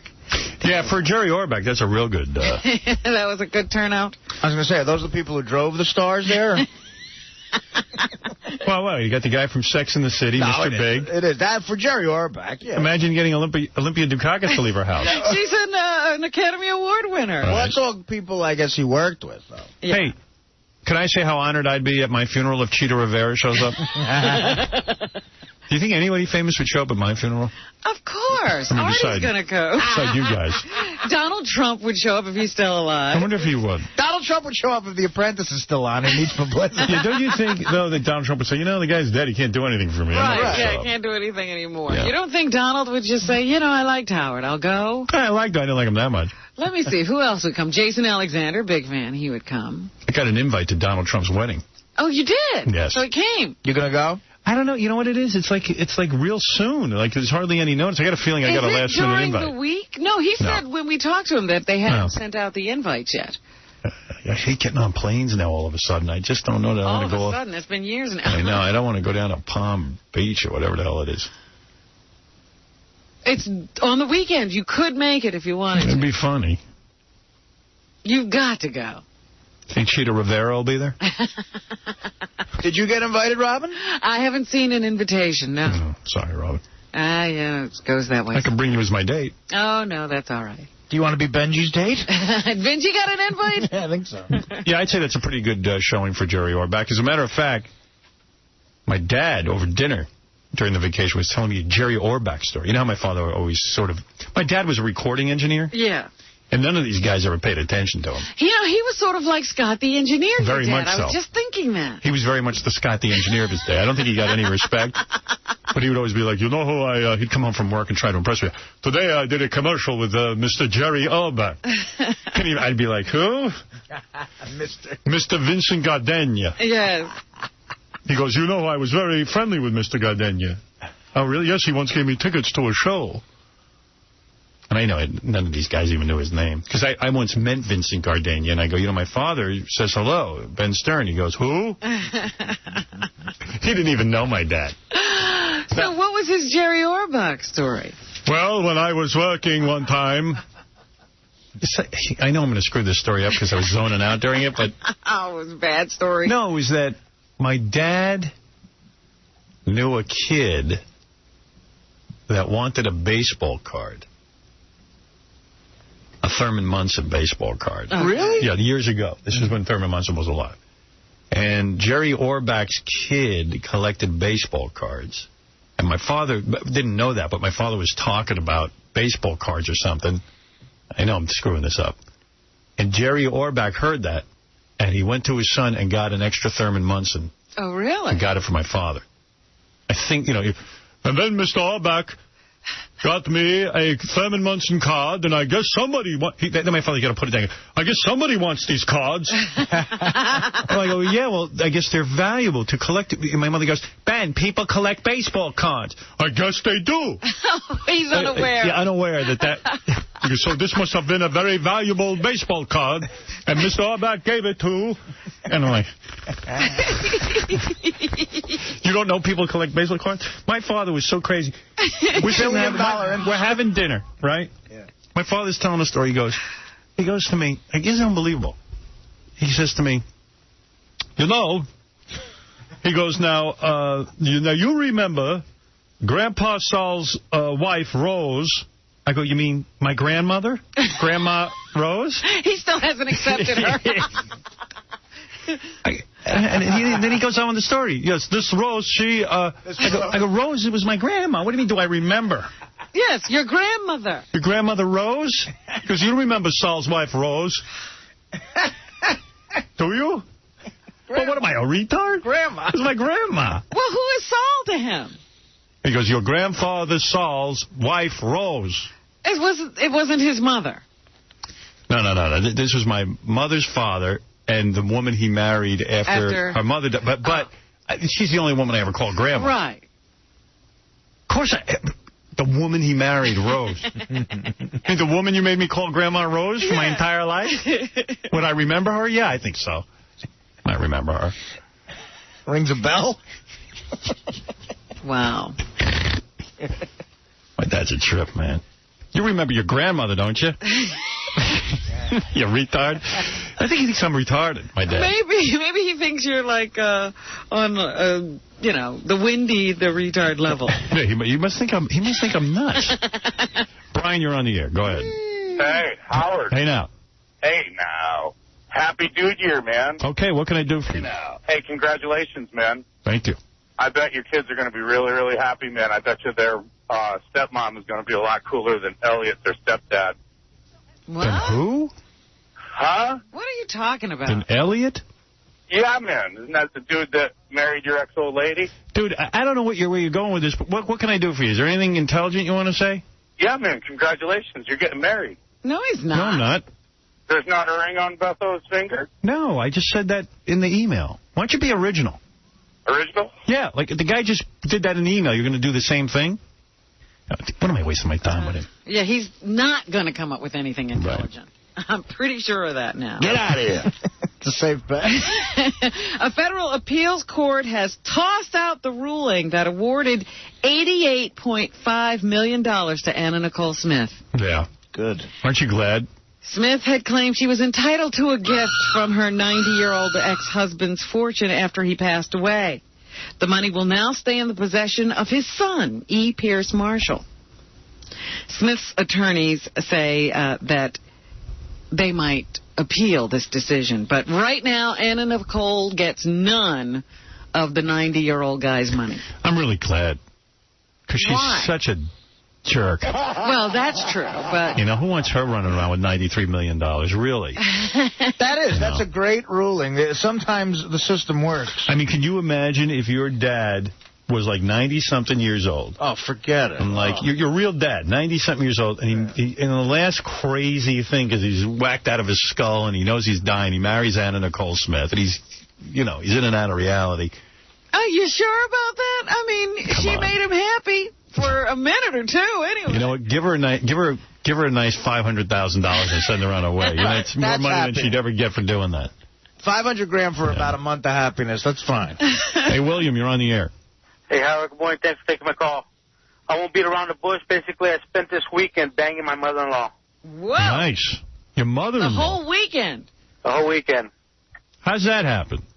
Wife went out of town for a business weekend. Basically, my mother-in-law, her apartment was being redone. We offered her a place to stay, and basically I worked Saturdays, but this Saturday I took like a half day off, came home, found her lying out by the pool. How old topless. How old a woman? Huh? How old? 38. 38. 38. How old's your wife? 23. 33. 10. She was about 15, 16 when she had her. Wow. Man. Is that really true? Yes, sir. Thanks to you. And she was topless when you came home. Yeah, I pulled a fast time at Ridgemont. I was in the bathroom, and I heard some noise outside, and I seen her down by the pool, and she happened to turn over. She was topless, and I pulled a Judge Reinhold real quick. You pleasured yourself. Yes, sir. And then I made some noise like I was coming through the back door, and she quickly turned over on her backside. And I'm all, oh, man, sorry if I disturbed you, you know. And she goes, oh, I don't mind. So basically I went and inside to get my trunks, took a dip, and came out and said, I noticed you didn't lotion up your back. No, wait a second. Is this mother hot? This mother is smoking, dude. Hotter than your wife? You know what? No, just a little. My wife's just slightly a little hotter. So what does she look like, your mother-in-law? Dark hair, about 5'6", C cups. And basically, she's got a nice face. Like a Jamie Gertz face. Jamie Gertz face. I like Jamie Gertz. Jamie Gertz. A young Jamie Gertz. Yeah, like when she was in Less Than Zero or something like that. Less Than Zero, Jamie Gertz. Less Than Zero, Jamie Gertz. Jamie Gertz probably 38 now. I was going to say, Jamie Gertz isn't bad today. She's all right. So she's laying there, and you go, hey, let me put some lotion on you. Yeah, I told her basically she looks like she's getting a little sun. She goes, well, why don't you put some lotion on my back? Oy vey. Yeah? And I'm working it real good, and for some reason, she just turned right over, and she goes, don't forget the front. Oh. There's an influence. And I got a full view of them beauties. Why doesn't that ever happen to me? Am I grotesque? I'm a monster. You know, I'm watching Entertainment Tonight or something. I don't know. And you know this guy, Steven Cujo? The gay dude, like the monstrously gay man? Is that Kojo, the one they call Kojo? Kojo, yeah. He's on there and he goes, you know, I wasn't always this good looking. I used to look like Howard Stern, but now I look like Steven Tyler. And I'm like, he looks like Cujo to me. I'm like, hey, dude, you know what? Am I the example of a monstrous-looking man? And Steven Tyler's not? Yeah, well, Tyler's all right looking. Is he? Sure.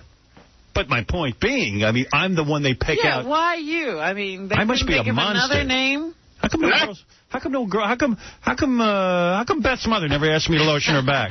Right. Is she hot? Sure. Have you ever been in the situation where she's topless by the pool? No, her dad asked me to lotion his back. He's hot. Wait, so go ahead. So you start lotioning the back. She flips over and says, hey, don't forget the front. And then did you start rubbing her front with the lotion? Yeah, definitely. Did you ever go, oh, my God, you're my mother-in-law, I can't do this? Or no, I didn't even think of that right there. My you know. Right. My head, well, the wrong head got, you know, whatever. All the blood had drained. All the blood was the wrong head. So wait a second. So you, sorry, Artie. I was going to say, what nationality are you, sir? Mexican. Yeah, okay. Mexican? Yeah. Is your wife Mexican? Yeah, she's Latina. Oh. Latina. So Mom is Latina, too? Hey, these chicks know how to work it. These Latinas, I'm telling you. I don't want to be racial. That explains a little bit of the So white people aren't doing this? White people would never do this. Never. So wait a second. So you start lotioning her chest. See? And then she go, oh, my daughter's so lucky. Does she ever reference the daughter? No, not really. No, we never brought up the daughter. I never brought up my wife. Are you kidding? See, that would have blown it. White people would at least bring up the wife. Did you do her outside, or at least you have the decency to bring her indoors? We started outside, then I brought her indoors. She did everything to you? She did everything. Huh? Yeah, you know what? I'm going to say yeah in that department. Wow. Wow. Well, I believe your story, but how many Mexican guys own a pool, Rob? I mean, I've got construction. I do pretty good with construction. Where do you live? I live in L.A. Okay. Now, let me ask something. You said all weekend, so how long did, you got her that day and then? I got her basically Saturday, Sunday, yesterday, and my wife's coming back tomorrow. Oh. Well, let me ask you this, though. Like, at any time, did she go, oh, my God, like this is so good, I hope my daughter doesn't come home, or something like that? No, she knows she was gone till today. Now, what's going to happen when your wife comes back? Are you still going to continue to do her? Who, my wife? No, the mom. We discussed it, and we're going to keep it on the down low, man. You're going to continue. If another opportunity arises, well, I'm going to hit that. You mean you're not going to tell your wife everything and confess? No, I might give her a couple little details. Just like your mom. Right. Yeah, that's a good... So you're going to continue the affair with your mom with your mother-in-law when it's convenient. You're going to, and like, did your mother-in-law say to you something like, we got to strategize now and like put this in its proper place? I mean, she didn't say anything about that? No, not really. Basically, since I've been with my wife, we've always had a flirtatious type of relationship. Mm-hmm. And this is it. It just came out this weekend, man. Everything, the floodgates open. Yeah, how long you been married? Only 2 years. Do you think you could ever work it so the daughter and the mom are in bed with you? Jesus, that'd take maybe a couple of hours or a couple of days working. Yeah, that'd take a miracle. Yeah. Is there a dad involved? No, he's gone. He's out of the picture. Yeah, that's good. So there's no dad. Your mother-in-law was 15 when she had your wife. Yeah. And you're going to continue to do the mother on the down low. Is that correct? Yes, Artie. So in other words, you're going to continue to be Mexican. Oh, that's a racial slur. I'm taking. I don't like that. Now there are no kids. It's a joke. No kids yet. You were joking, I hope. It's a bad joke. But did you use a condom?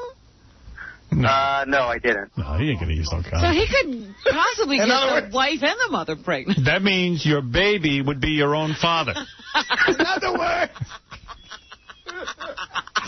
That would be your own grandfather. You give birth to your own grandfather. Hey, it could be worse. I could be on welfare. Wait a second. If you had a son... With your mother. With your mother. With your mother-in-law. He would be your own stepfather. And he would be your wife's husband. No, he would be... No, he would be... Your wife's... Uncle. No, wife's uncle? No, brother. Brother, right. Wife's brother, your brother-in-law, and your son. And your sister's grandfather. Your mother-in-law would be your uncle. You know what? My head's going to explode, man. Hey, congratulations. Thanks, Howard. You know what, dude? Yeah, props. See you on When I can give you more details. Yeah. Call back in a year. Okay. maybe we'll have had a threesome by then. All right. Right. Later, bye. Bye, guys. Wow. See you in divorce court. Well, you know what? The kid knows what he's doing. Hey, I'm jealous. That sounds hot. Amazing. I would love for like to be lotioning someone's back and then go, hey, don't forget about the front. That's hot. No one ever does that with me. Like Nobody's ever flipped over. No. When he was telling that story, I realized his mother was 38. I'm 37. Yeah. It's like, geez, it's like that kid's scoring. Anyway, what else is in the news? Well, Martha Stewart, as you know, is in jail, and I guess they give the inmates at Christmas time some construction paper and glue and stuff like that, and they tell them to make Christmas decorations, and they have a contest. Oh, that's not fair. She's going to win every time. Martha lost. You're kidding. She and her team lost the holiday decorating contest. Get out of here. You're kidding me. Good. The entry was paper cranes that hung on the ceiling. And according to one inmate, it wasn't all that great.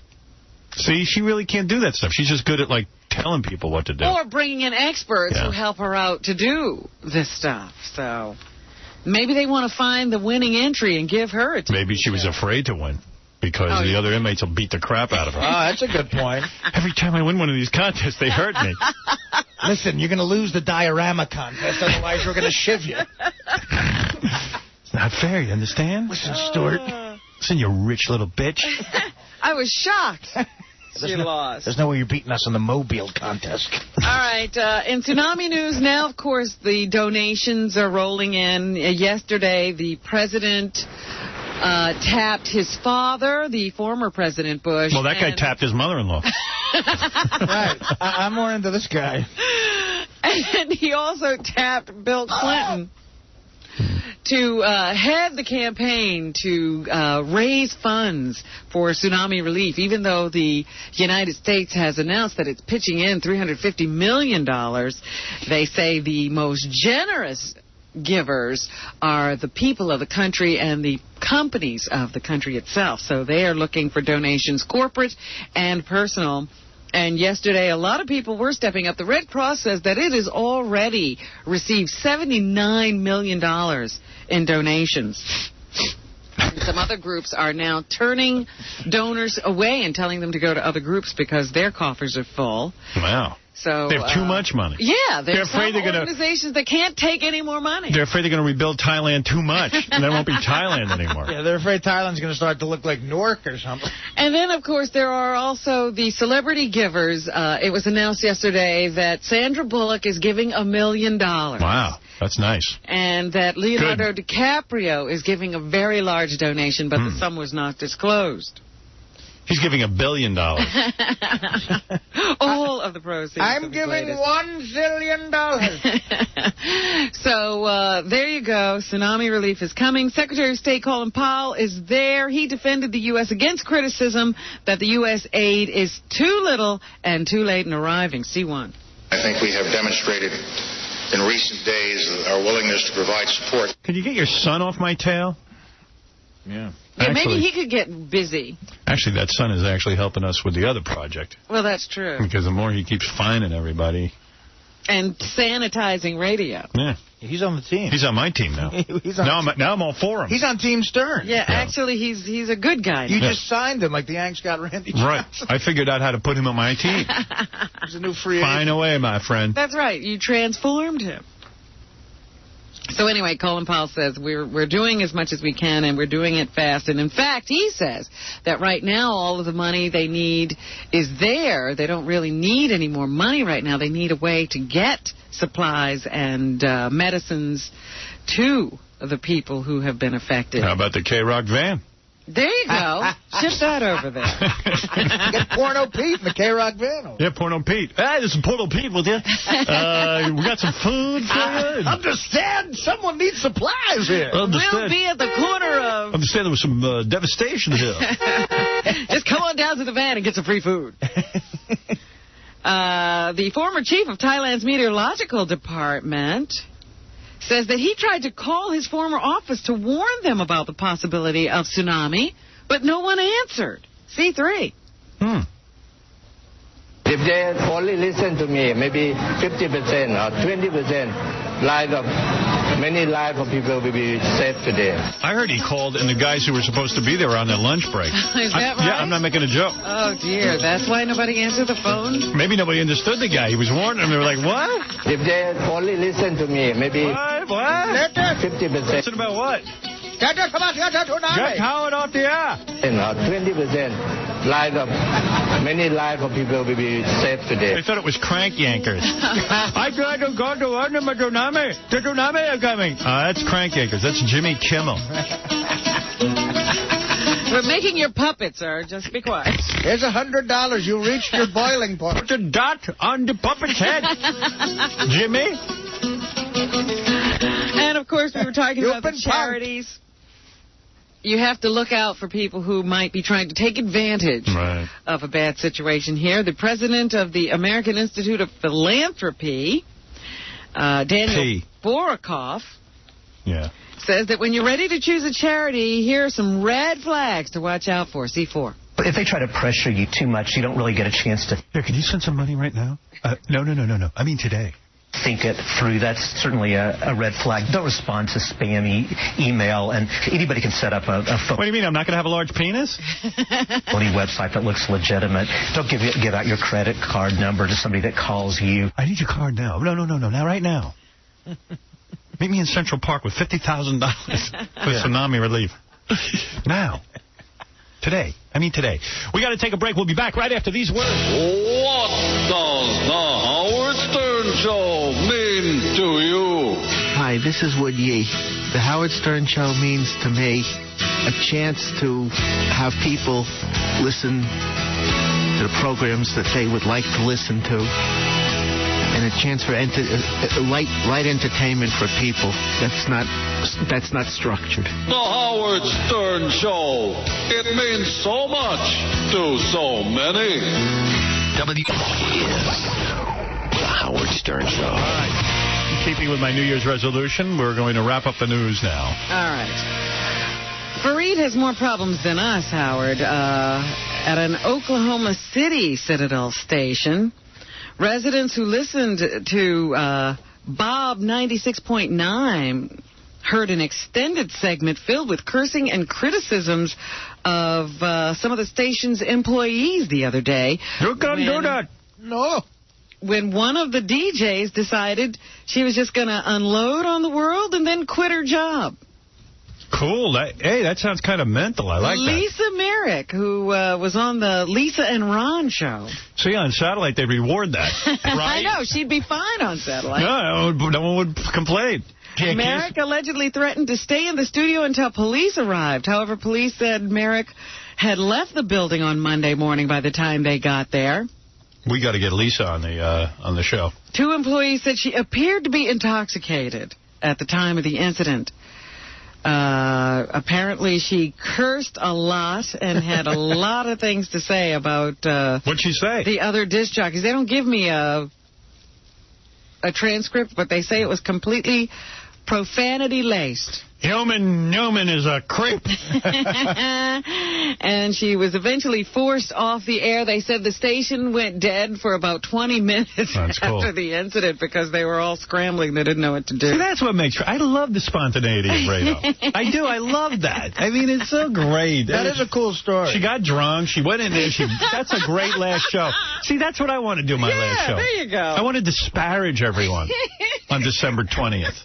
I want to come in here and just go, you know who really sucks? I feel like blowing my mind up. Yeah, a bunch of FUs.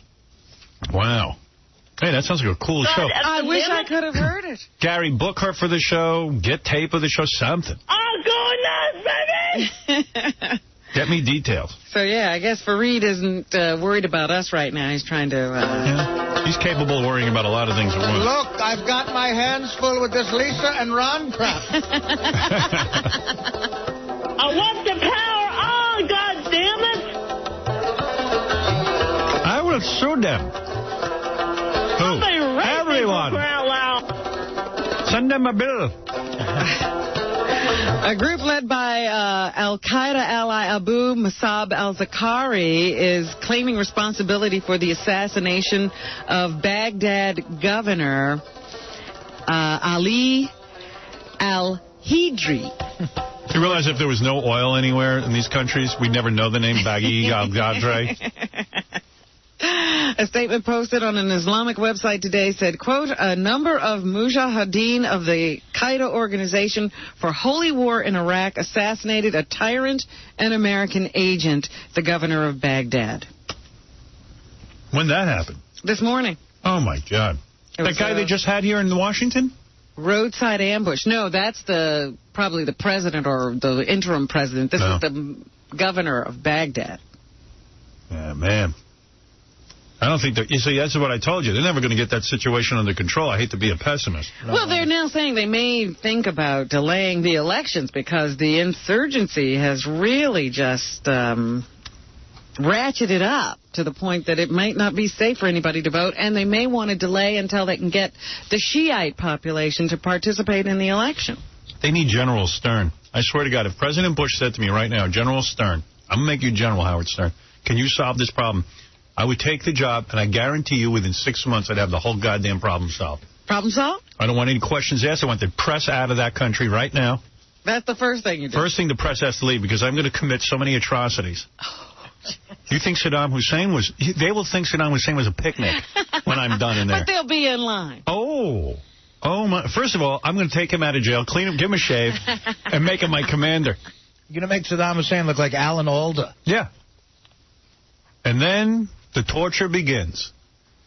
Then I take all our U.S. dollars, strip clubs, bars, all the things that make life worth living. Load that country up with porno.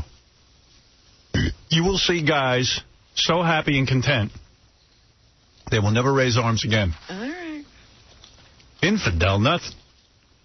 I'll build baseball stadiums. I'll make it fun. They'll be so busy they won't have time. Yeah, leisure activities. To be upset. Nope. Courtney Hoffman of Temperance, Michigan, leaves for Lisbon, Portugal today. Why is she going there? Because she's sick of Fred? No. For experimental stem cell surgery. That's where you have to go to get cutting-edge surgery these days. Hoffman was paralyzed from her shoulders down in a car accident 2.5 years ago. She will be among the first 40 people in the world to undergo the procedure that will surgically implant her own stem cells into the site of her spinal cord injury. It's sad that in this country you can't get that. You got to go somewhere dumb. Well, it used to be that these experiments were done here. Right. This spring, Detroit's Rehabilitation Institute of Michigan will request federal approval to perform this type of surgery. And it should take 10 years before we're back on track. Yeah. But good luck to her, because this is exactly what Christopher Reeve was fighting for. Yeah. That's right. Ordinary citizens, have you heard about this possible terrorist laser beam attack on pilots? Yes. American pilots? I'm starting it. Oh, stop it, Fareed. No, I don't believe Fareed's just against us. I don't think he's against America. Yes, no, did you hear about this? They were saying that it was possible for people to blind pilots with those laser pointers. Yes. And they thought maybe Al-Qaeda or other terrorists might be trying to do this. Well, now they're thinking ordinary citizens are behind a number of incidents involving laser beams pointed at aircraft. According to the Federal Aviation Commission, over 200 laser incidents involving planes in 16 states have been reported in the past 8 years. I don't know who has these lasers. But why do you want to bring a plane down? Why? Because they're terrorists. No, these are regular people. They're terrorists, but they're regular people. Oh, they have no political No, they're just dopey. drive. They're just dopey people who are terrorizing us. Hey, is this high pitch? What's he doing? Doing business. Who's high pitch? High pitch. Hey, Howard, hold on. This is Howard, how are you? Is this Kelly? Listen, I have a bone to pick with you. A what? I have a bone to pick with you. Okay. What was that phone call you played this morning? The one where you accepted porno? Was that from the Touchstone Terrorist? Yes. That was old. Yes. So? I can't believe you had to play again. It's still good. It's still good. That's what you agreed to. Gay sex. How about the call to Eric the Midget? You should play that. That was more funnier. Howard, how's your vacation? Very good, Eric. Yeah, tomorrow I will play that one. Hey, Howard, I was listening to the satellite radio all weekend, and when you're on vacation, yes, they talk about you like crazy. Really? Yeah, they say, hey, you know, wait till Howard Stern comes to satellite radio in 2006. It's going to be off the hook. All right, Eric. Well, thank you for that information. And by the way, I was watching David Letterman, too, the other night. You were on again. I was. I was on a Monday. Yes. Yes, you were. It's a repeat that you look fabulous. Thank you. Artie, how are you? Happy New Year. Happy New Year, Eric. How's Dana? Very well. Hi, Daddy. Dana is still in shock. Thank you. She saw Artie's new mustache. Not yet. Wait till she sees that thing. It's a big Frito Bandito mustache. Man, you're masculine. This is a mustache. You got a lot of hair there to work with. This is a mustache where I say, yeah, I dare you to leave me. Go ahead. Anything else in the news, Robin? Yes, the mom of Michael Jackson's alleged boy toy victim once reportedly duped a small town into believing she needed money for the kids' medical bills, even though the family had complete health coverage. I sprayed insect repellent on Artie's face. I thought there was a giant caterpillar on his mouth. The people who are working for Michael Jackson apparently have been doing a lot of investigating of this woman, and they have found a lot of things they think are wrong with her and might lead you to believe that she's just after money. Big-hearted residents dug deep into their pockets to donate more than $960 to the family after the mom convinced an unsuspecting community newspaper to publish a heart-wrenching article about the family's reputed struggle. This was reported on Court TV or Celebrity Justice the other day. She has accused Jackson of kidnapping her family and molesting her son. So They're still on their way to court, but the Jackson people have found that she has been up to shenanigans before, according to them. Jennifer Garner is sick, according to her publicist. She's very sick with a viral infection. Really? And that's going to interrupt the promotion of her new movie, Elektra. Yeah, I was hoping she'd come here. Well, they're taking it day to day. They have canceled everything. You know what that means? She's fine. She just doesn't like the movie. The movie's sick. She was photographed spending the holidays with her family and Ben Affleck. But was seeing a doctor yesterday, according to her publicist. She denies reports that Garner might be pregnant, however. Oh. Bob Barker says that he is not leaving The Price is Right. Good. There were some rumors that he might be ready to retire. But he will be around for the 34th season Great. of the show. That's great news. I know you're happy about that. I like Bob Barker. He's good at that show. He is. J-Lo almost called her new album Call Me Jennifer. She is sick of the J-Lo stage name. But didn't she come up with that? Yes. Oh. She ultimately decided to call the album Rebirth, but she is desperate to ditch the J-Lo tag. All right. So there you go. Don't call her J-Lo anymore. How about Jell-O? I'd love to call her retired. Michael Jackson's ex-wife, Debbie Rowe, apparently is unloading some of the jewelry, I guess, he bought her. She's upset because he hasn't paid her her $1 million alimony this year. And really? She is seeking custody of his two oldest children now. She's hawking the 2.13-carat diamond ring through a Hawaiian jeweler. The money will be used to pay for her farm and stable of horses, a college degree, as well as her ongoing legal battle with Michael over their two children. So I guess they're not friends anymore. Sad. I know. Thought that would go on forever. And finally this morning, Diana Ross had a deal with the MAC Cosmetics people to put out a line of cosmetics under her own name. I mean, they looked at her and said, this is a bad idea. No, she dropped out of the deal Oh.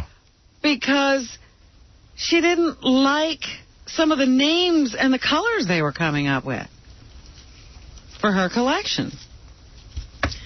They're trying to convince her to be part of it again, but they don't know if they can bring her back. They had already planned. Well, did you see what one of the names was? What? DUI lipstick. DUI. Well, that would have been wrong. I can understand why she was upset about that. Has-been mascara is not a nice name for a star of her magnitude. So there you go. She's out of it, and they're trying to bring her back because of all of the planned parties, events, and television for her. So Diana objecting to the names. And that's what's happening. That's a good newscast right there. I mean, I feel like I got something to talk about with people now. All right, Robin, I'll see you tomorrow. Artie, how's the DVD going, man? Dude, it's selling great. I had to reorder more. I was going to say, did you get some more? Because there was a limited amount available before Christmas. Yeah, it went very well. It's you can still get it at artie-lang.com, though. You can still go there and get it. There you go. It's the whiskey talking. Thank you. Yeah. Fred, you doing any gigs? Nah, not for about a month. Sad. There's a big demand. Oh, you're smart. Always leave them wanting. Always leave wanting more Fred. It's the doldrums of January. We wait till February. Tonight's E-show is going to be great. That's that intern beauty pageant with my really good-looking interns. I mean, like, hot interns. The best-looking interns I've ever seen.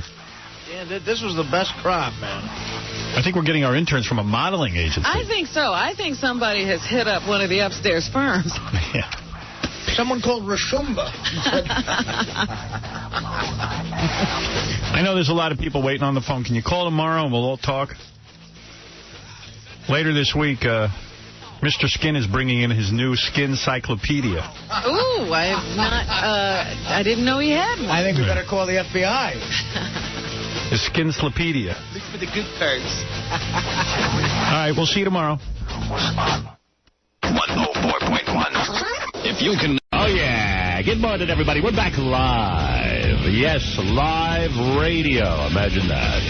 You sound different. Yeah. Good morning. I do? Yeah, your voice sounds very deep. Yeah, you like it. You want it. You're horny. Came over and almost raped me this morning. The way you came on I wanted to throw you down. Well, we know Robin likes deep-voiced guys. Yeah, her boyfriend has a very deep voice. Everybody's lowering their voices now. Hi, Robin. JD's like, hello, Robin.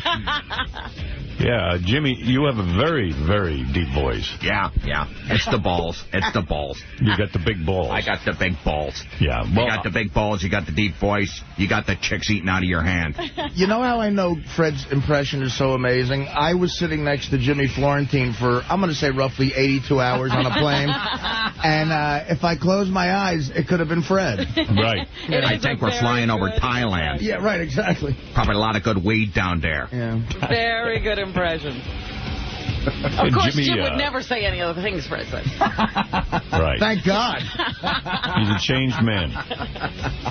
And good morning. And we are happy. Well, I'm not that happy to be back. Well, you're happy to be alive. I'm happy to be alive. Howard left me a message because I, like an idiot, had the worst timing and had to throw a party at the last possible minute. And Howard called me back and, dude, you sounded so content and happy. And you were like, yeah. I'm glad you're enjoying it, though. I really am. It sounds awesome.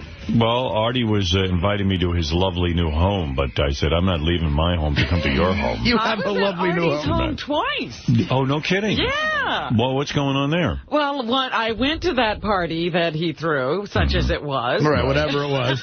Was there any food there? There was food, but Artie's very funny. He says, Robin, if you want to eat, there's sausage and peppers. He didn't say there was sausage and peppers. Right. So there's some peppers in there, and there's lots of different kind of tomatoes. Well, the peppers were in the sausage and peppers, and the tomato was in the mozzarella. Yeah, I know. Artie really knows how to take care of his guests. Well, no, I mean, everybody else loved it, but I know. But Robin, I picked the peppers. I had amazing pizza, sausage and peppers, meatballs, bread. I mean, everybody loved it, Artie, but, what was there to drink at your party? Well, I had vodka, beer on Where tap. was the vodka? There was vodka in the freezer. Nobody knew that. Artie stayed in the shower about 2 hours. Wow, that was... Why? Well, I had some company. He's like half. I really did have... Because of sports. I mean, that is such a... Even if you don't make the pros, just that's something else. You get a full ride to Penn State on football, playing for Joe Paterno. Yep, and great schools. And I believe the other one was basketball at Vermont. U of V, yeah. Yeah, I met him in Cleveland at a gig because he lives there. And I was like, wow, those are both big-time sports at big-time schools. You got to be good. You got to be good. And you said Beth excelled, right, and stuff? High school basketball, yeah. All sports. Right. Yeah. And then, then there's me. Well, the X Factor. With the money you could get, though, you might want to consider having a kid. I'm sure your kid will go for some cash. Yeah, well, that ain't in the cards for me, man. So what is going on with Brett Favre? Is he trying to come back again? I'll tell you what. Bubba is a very big Packer fan. Uh-huh. He's a very big everything, but he's a very big Packer fan. Big. Yeah. You don't have to say big. Yeah, we know right. he's big. And I know a few Packer fans, and they are devastated that he's thinking about coming back and playing for another team and going. I mean, he was a guy that had a good season. His last season. Could still play. But you know what? The way he went out, he lost to the Giants, but it was at a cold game at Lambeau Field in Green Bay. He's got his ring. He's a legendary Packer. He's a Hall of Famer. There's no loyalty anymore. I mean... Loyalty? Yeah, the Packers don't want him. But the guy wants to play. What's he supposed to do? Well, hey, listen. It's a career. He's the kind of guy who can make a bunch of money. That's what I'm saying. He probably wants to make some dough. It's the game of football. He's the kind of guy who can make a bunch of money, outside the game. Right. Favre will always be around doing... He's going to be a Hall of Famer. Oh, my God, yeah. He's one of the best quarterbacks ever, and he could do endorsements. I think it's exciting if the guy wants to come back. It's exciting for the game. You want him to play until he can't really play. Yeah, I want him to be in a wheelchair and and wheeling stuff around in front of him. I'm not saying I agree with it, but I know I was talking to Bubba about this the other night at Bubba Palooza. He's upset as a Packer fan. And He's upset. Bubba's upset. They had a rally yesterday and only 100 guys showed up. Well, a lot of Packer fans are, but I could see, like, like, say if Derek Jeter... Why is Bubba into Green Bay? Did he grow up in that area? I'll tell you, football's one of those sports, Howard, where every city has... You can like a team from a different city. Like, there's Cowboy fans in every city. Right. There's Dolphin fans in every city. There's Packer fans. There's Raider fans in every city. Some teams are just sort of national fans, and the Packers are... sort of one of them, and he grew up and liked the Packers. Right. You know? He likes